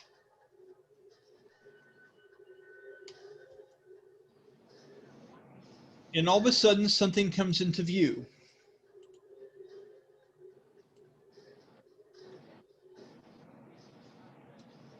There seems to be some dark magic on the ground that will not let things pass anywhere around or near it or through it. And once you got 5 foot into it, it hit you like a ton of bricks. And it was like you walked into a sliding glass door that you did not know was there with space.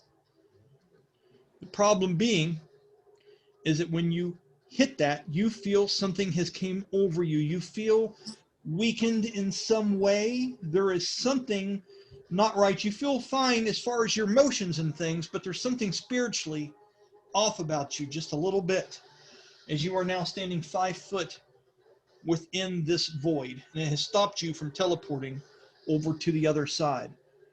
Does it feel like the Shadow Realm when I was there once before? Roll a perception check. Nat 20. It does not. But with a nat 20, I'm going to say you have felt the effects of chill touch and things before. You know that you cannot be healed right now and may not be able to be healed for some time as dark energy has bound to your soul. And you're looking up at this menacing 7.5 foot tall creature looking down at you now.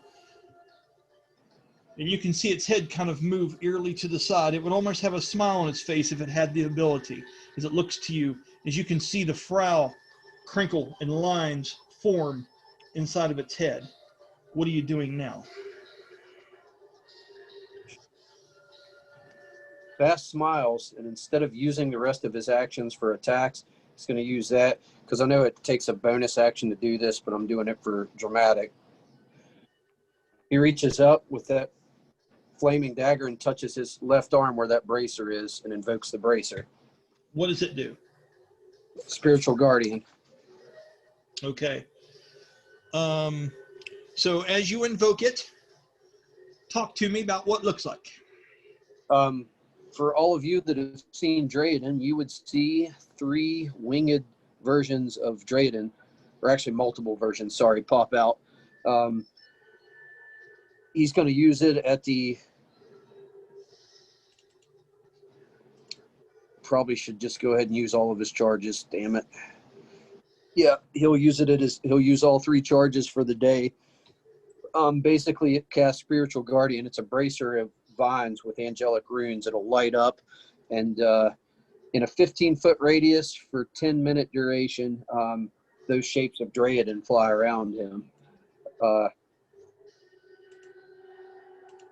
They can save for half damage. The DC is an 18. And speed is half for those affected inside of it. It's no save against the speed, apparently, but for the damage, half. Okay. Just a minute. I'm almost got it made.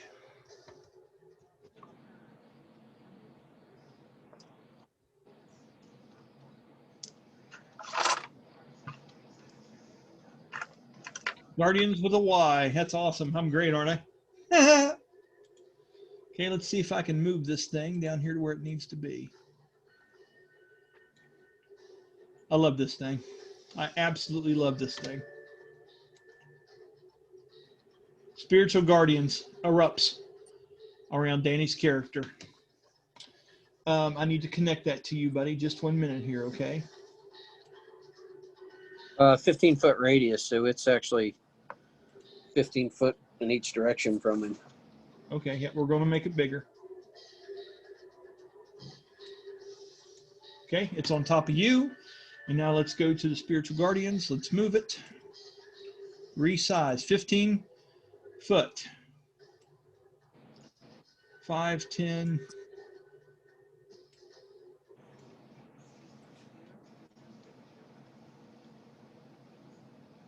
5, 10. 15. 5, 10, 15. 5, 10, 15. That'll work. I'm getting some major Bayonetta and Full Metal Alchemist vibes watching this.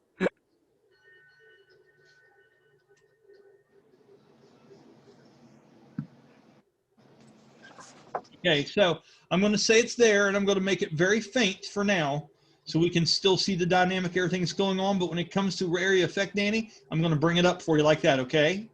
Alrighty. So he has to save versus wisdom for half damage against an 18. Okay.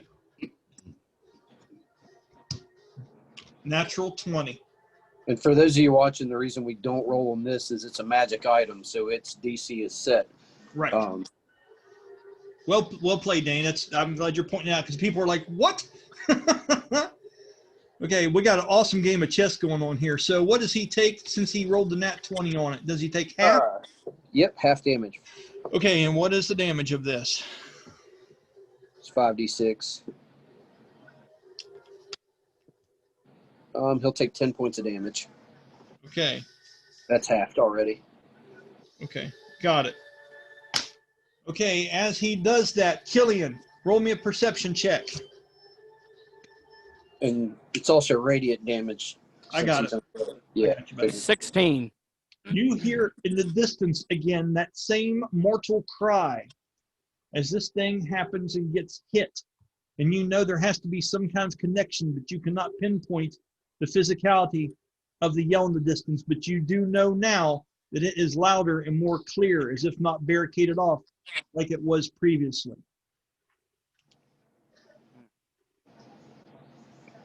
That's all I've got to say about that. Okay? So, Got it. with that, Danny, is that the end of your turn? Yes, it is, other than reaction. Okay, so the next person up was Kylian. Kylian, what are you doing on your turn, sir? You see this? Danny jumped up, had these awesome theatrical moments, went to dash past it, which you've seen him do a few times down in here, got stopped dead by some kind of aura of magic that came up and erupted around the feet of this creature. Danny just said, touche, Senor Pussycat, and cast his own radius of something, and you see these spiritual guardians soaring him around him now and doing fisticuff damage against this creature as he's made the image of 3 lion-looking humanoid monks that have started to surround him, and they went up and tried to pummel this creature. It seems as if it's having some kind of effect. You stand there and bear witness to all these things. What are you doing, Kylian? I think I'm going to... All right. I'm going to have Kylian move into the circle. Which circle? The dark one of his or the golden one? The dark one. I'm going to have Kylian get up close and personal. You want in it or on the edge of it? No, I need to get Kylian next to this thing. Okay, so I'm going to move you right here for now. Okay. I meant the spirit itself. Oh, you're gonna shadow walk. You're gonna shadow step. Yeah, I'm going to shadow step and get behind him. Okay. As you do, it stops you right here. You just did the exact same thing that Danny did. It does not let you pass through. You take 4 points of bludgeoning damage, and you feel some kind of darkness come over top of you as if you have been inflicted with some kind of curse. Something is keeping the light from being able to hit you. You feel disconnected from anything that would be helpful or magical to your being as you find yourself stuck in this area. You hit it like a wall, like you were going through, and it's never happened to you before. When you go to shift through this thing, bam, you are stopped by some kind of mystical... Can I still move within the area? Go ahead and try it. I want to move up next to the spirit. Absolutely, you can. As you walk forward, you want to be here, Yeah, that works. or this one right here. Yeah, I need to be close to it. Okay. Because I'm going to cast a spell.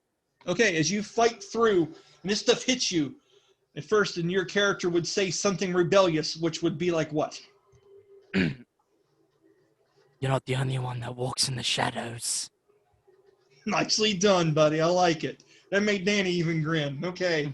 So you are up alongside him now. What are you casting now that you've not used anything else yet? You use your bonus action to do the shadow. Use my bonus action, yes. Okay. Well, you cast. I'm casting Bestow Curse. Hell yes, you are. And are you doing that with okay, you're doing it to regular spells. You're not doing it as a bonus attack. You're casting it as a full I'm action. casting as a full action spell. All right, go ahead and tell me, roll your DC. So you roll 1d20 and add your spell save DC to that, and that's the DC of the spell. Okay. And my spell save DC is... All right.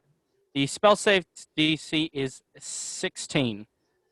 Okay, so you rolled a 1d20. What'd you get? I don't know. That's it with it added. Hold on. I might have done that wrong. So you're a 1d20 and you add your... Spell save DC. No. It is 7. My spell save DC is 17. Okay. And this is wisdom? Yes. The wisdom saving throw. It is successful. Ah, bugger. All right. As you Well. go to inflict some kind of curse on this, you feel that it could have taken purchase, but it was able to fight back fairly well in this one instance. That is your major action, correct, to do that? Yeah, I use my bonus action, my major action. Okay. So as a interaction, Kylian is going to flip him off. Okay. That would be a free action. That would be a free Yeah, action. that's his free action. Okay. And how we doing on time, guys? We got to wrap it up soon, or how we doing? 4 o'clock where I am. I'm okay Well, for a 15. few more minutes. Okay. We'll go ahead and get through your all's turns here, and then we'll forward. I say we go through. I say once we get back up to Danny, we Okay. So with that, the next person to go in the list is Ignatious. Unless you want to move somewhere else, Kylian, you still have some movement left. if I move, he's going to get an attack of opportunity. Well, And there's more to him than you think. yeah, you know, it's probably safer for me to actually move. So he's just looking down at you. I'm gonna bite the bullet, and I'm gonna have Kylian back away from him, back to where where Danny's character is, because I can't remember his name. As you back away, Yeah.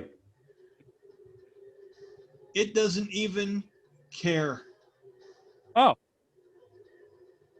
Well. You did nothing to it, and it doesn't see you as a threat at all. Oh, well, cool.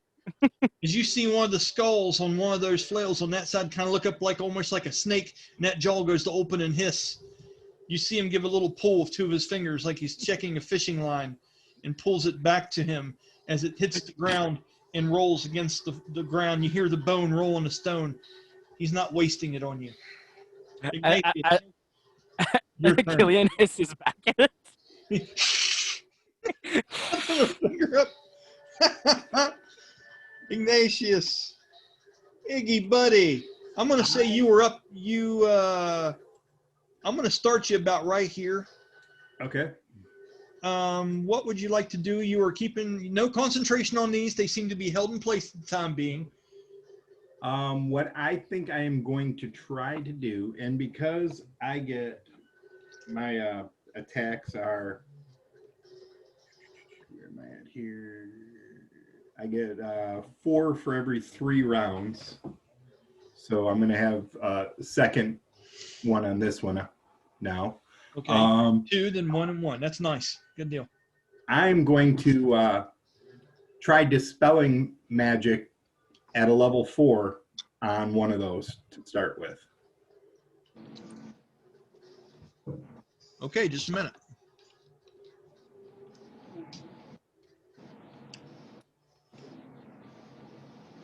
Okay, which one? We'll try the one closest to me. Okay, so as you do, you are going to cast Dispel Magic at a level 4? Yes.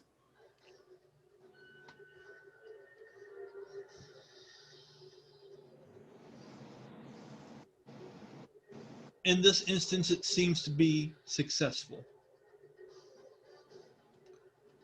As you do cast Dispel Magic on this creature, Ron, however,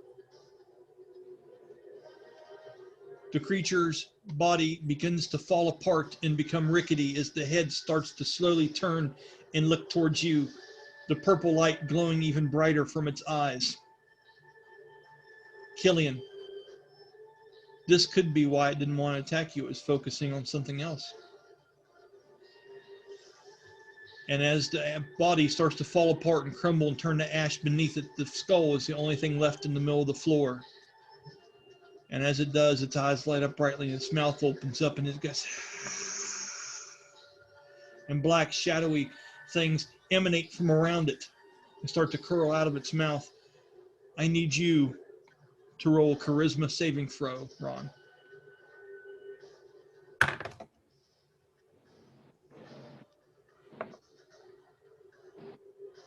$16. You have failed. With that, you feel yourself looking through your eyes for just a moment. And for a minute, you feel panicked. You're like, wait, what's going on here? Hey, what? No, we're not. No. And you feel like you're looking distantly down a long tunnel through your own eyes as your voice seems to be muffled. With that, my character Rainlord looks over to you and he's like, Iggy, what? And he stops right in the middle of his words as the purple light has now enveloped your character. And you are replacing this one on the flail. Let me add something underneath of your character here real quick. Okay, we got layer 5, we got marker, we got purple, we got bam. We got this. We got resize. A little bit of purple is all you need. That's you got it, buddy. That's exactly right. We're gonna be erasing so many ores from Raw, we're not gonna know what to fucking do for ourselves. Nope. Okay, and with that, let's move it underneath of the man, the myth, and the legend. And let's go like This that. might seem rather odd, but the best in the squad is the one with the cross. You can smite like a boss by harnessing the bitch slap of God.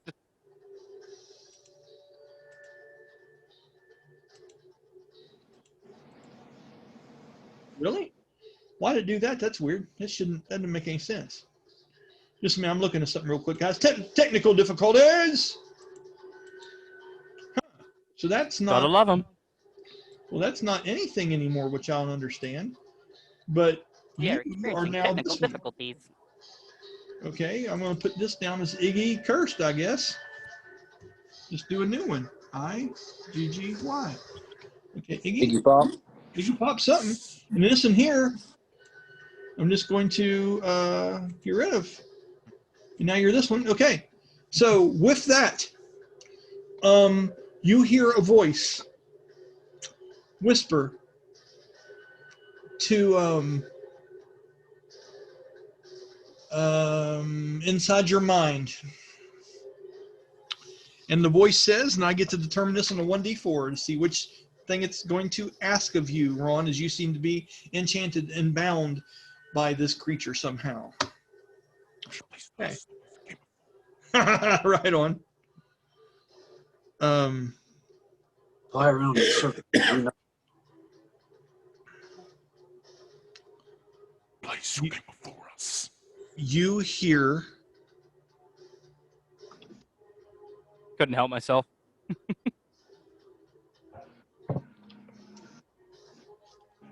Kill the elf. slay that monstrosity. Slay the monstrosity. You feel as if it's wanting you to get rid of Rainlord. Ooh, yeah, he would be more scared of Rainlord than he is the rest of us. Good Yep. call. And you feel that you have a bonus action left, and you have all your movement. And to the best of your ability, Ron, I would like you to try to take care of Rainlord. Ooh, shit. Have some fun, buddy.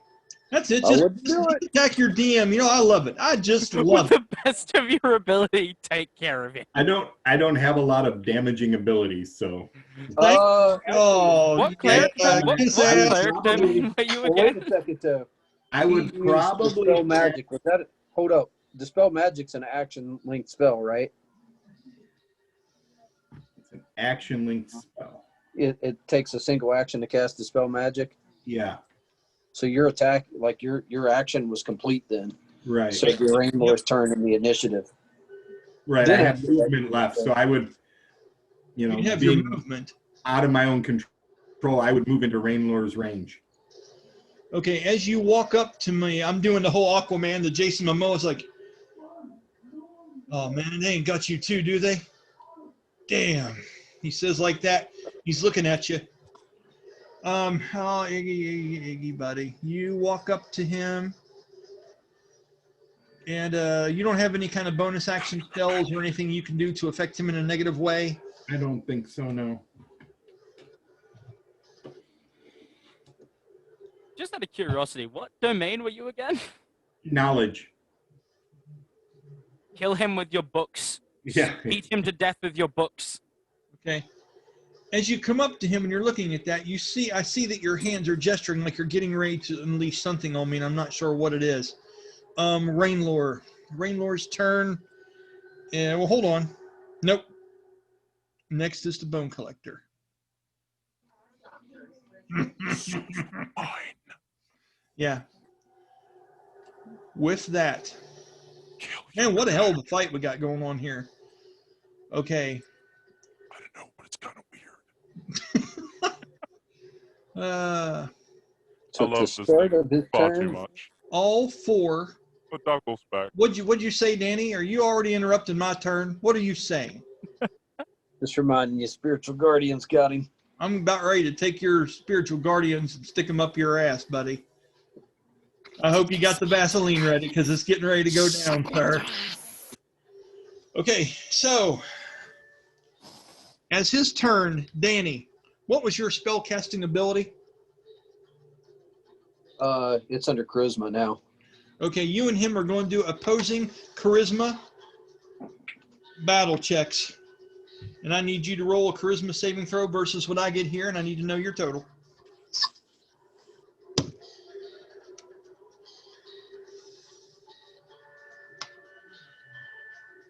You mean for the? Just give me a check.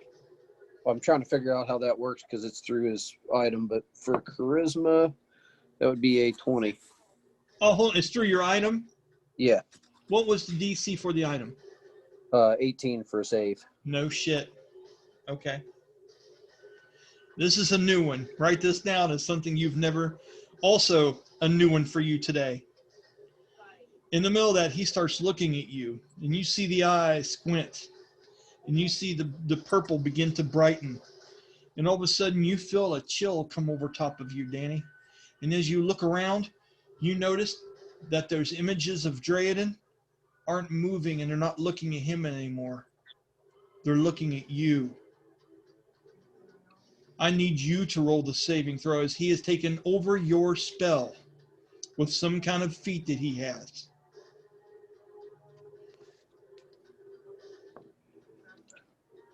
Wisdom. 17. I busted. 5d6. Okay. That's good news. Oh, good news.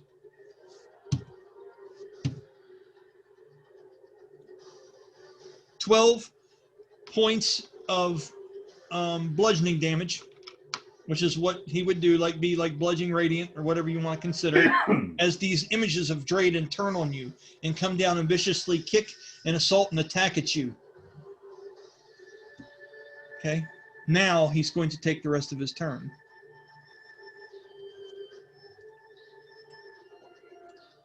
Did he just turn your spiritual guardians against you? He just overthrew him with an ability he has. I've never heard of this, but he can do a thing where he can oppose you. And if he can roll, he has to roll versus the spell casting ability that you have. And if he can beat the DC of you, he can take over your spell. If it's a spell like that. That is scary. It is very fucking scary. Okay, so as he does that, he is going to unleash as the 4 flails jump up and become animated. Okay, he is going to do 4 attacks. He is going to do 2 at Bastille, and he is going to do 2 at Kylian.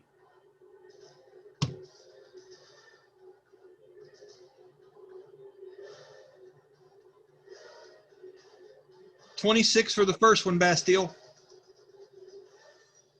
Oh, 6. And that is.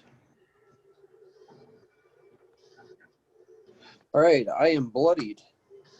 No, but it wasn't damage. That was a roll to attack. He's coming at you with flails. Oh, No. yeah, he misses. Okay, 27. I was like, 54. 20. Danny's like, well, fuck, if we're not even going to roll a hit, okay. No, man, it's 26 to hit. Okay, the second one is going to come at you. 33. hits but doesn't breach, and I mean just barely doesn't breach. Okay. With this one, Dace or Ron, roll me a 1d4, 1 through 2. This skull is not lit up. 3 through 4, this skull is lit up. 2. Okay, you're lucky. You may not feel lucky here in a minute, but you are lucky that that wasn't one that's lit up, and hopefully you don't have to find out why.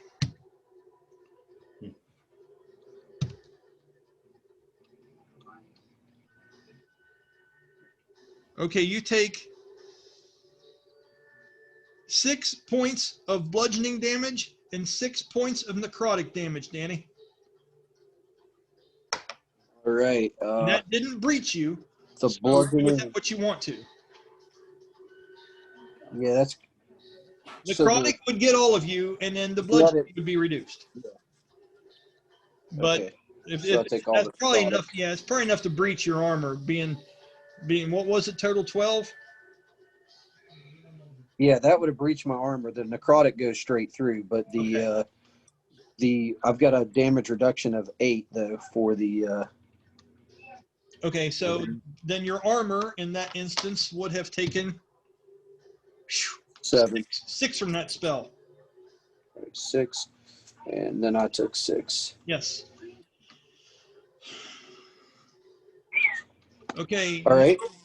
There are with those 2. Now it's got 2 more attacks. What are you doing? I'd like to use my reaction and give it my version of hellish rebuke, which is radiant flame instead of hellfire. Okay, go ahead. All right. That's at his level. That's 32. It's your DC. Reaction 60 feet. Point your finger. There's no save. He gets a dex Wait, yeah, just like you did. Yeah. Failed save. I'll save. For his would be, that's an 18 on the die roll. No, 16 on the die roll. Sorry. Caught that. He failed. Plus 8. Go ahead and roll your full damage. Tell me what it is. All right. 10 or 8 and 7 is 15 and 18. Good job. It's a good hit. As you see, the eyes even squint more as you're able to fire back this hellish rebuke at him. And as he does, and you see the cinders the flames start to burn and trickle down his body, he kind of looks at you and has another grimace across his face. You think it would be another sinister smile at that point. As you do, you hear one of the skeletons down the hallway at the exact same moment. This skeleton over here on the right, Rainlord notices automatically, pops into flames as if it's taking some of the damage for this creature, as if it's tethered to him and it takes part of what it has. Rainlord sees it pop up out of nowhere and is very confused at the moment. Doesn't know what's going on. Make a note of that, guys, if you would. Okay, with that, he has 2 more attacks. These are for Kylian. Yep.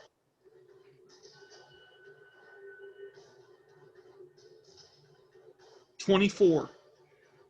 That just beats that beats my AC, but does not breach. Okay. Ron, roll me a 1d4. 2 again. Shoo! Lucky sons of guns. But the next one is definitely one that's lit up. Oh yeah, that one will definitely be able to. Can you roll like low Ooh, for that one? Shit. 10. Oh, no. Ooh. 16. 8 points of bludgeoning and 8 points of necrotic. 16 total. Ouch. Breaking point of your armor is 14. So you take 6 yeah. completely from necrotic into you, and your armor takes 5 points of damage. Okay. So, All right, so my armor's down to that. Yep. I'm down to this. Yes. Okay. Sweet as. One more attack at you You're all low. That'd be great. with a natural 19. That does not breach my armor. No, that does not even hit my armor It's a class. natural 19. I haven't added Oh, bonus natural yet. 19. Oh, That right. breaches you, buddy. This Yeah, one, no, that will breach. and this one has a glowing eyes and the stuff around. This is gonna hurt. Well, it's not so much that it hurts. Damn. That's the 16 again, so you automatically take 8 necrotic, and your armor didn't get beat through by the rest of it, but your armor takes 7 more points of damage to your armor points. Ooh, boy. Okay, and Armor it's starting is to show feeling it. some wear. Okay, now I need you to roll versus with this one here, with the way he's casting this. This is going to be a wisdom saving throw. All right, wisdom save. Okay, here we go. 17. No, 18. Okay, let's see how we do. You just made it. Ooh. You feel as if you were going to be bound and stuck in place as chains started to wrap up around your legs, as if this was doing some kind of hold person bonding on you when it hit you with the lit up eyes. But as they started to come around you and things of that nature, you're able to maneuver yourself and will them away, and the chains weren't able to grab purchase on you, and you are not held in one position. Oh, good. It's done its one action. It has done its 4 attacks. Now the creature will choose to move.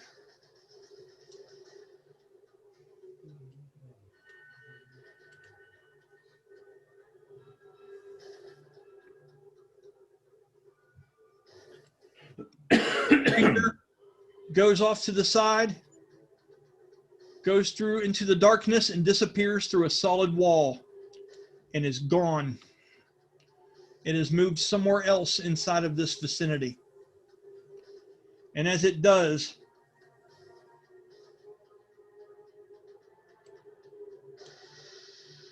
the thing on the floor fades with it. As it disappears, Kylian smiles with a confidence he normally doesn't have at all. That's right. Run away, you ghosty bitch. You ghosty bitch. Okay. And with that, I think we'll go ahead and end tonight's game. Okay, so Danny, your spiritual guardians seem to come back and be yours once again. Kylian, you're left standing there. Hit pretty good by the damage that this thing did. That thing did a number on me. You guys are hurting it. You guys are taking down its parts, but it's not there yet, and now it's moved through a wall. It could possibly going for that chamber that you've opened up. It could be many different things. I'm going to try and aim for those skulls next time I attack it. If I can smash them, maybe I'll hurt it more. Okay. Just a minute with that. I'm going to go ahead and stop my share. Guys, hell of a game. Sorry to keep you up for so long, man, but it's going to be a good day thinking about tomorrow. Yeah. Very interesting things there that went down and happened. This is a complex fight with many different parts, but you guys have done purchase. You have hurt this creature. You have weakened this creature as you've went through here. But at a cost. Oh, yeah. It's what's that saying? A great leap forward often requires 2 steps back. Properly said. Well, I'll keep this kind of short. I'll end the video, then I'll say goodbye to you all. Outside of that, I want to thank you guys for getting together again. This is a really fun one. Lots of really good stuff. And we'll play this again next time to see how this finishes up. I mean, we're here, guys. We just got to put this son of a bitch down and get through this. I want to kill this thing. Oh, and Rainlord doesn't know what to do with Iggy. He's just like, what's wrong with you, buddy? And then, yeah, there's a lot of elements. So with that, thanks, everyone. If you've watched this, I appreciate it. I hope you like it. And we'll see you guys this Sunday. Or no, this Wednesday, hopefully. And thanks again. Well, the sounds of it, I won't have any plans. So. Right on. Later.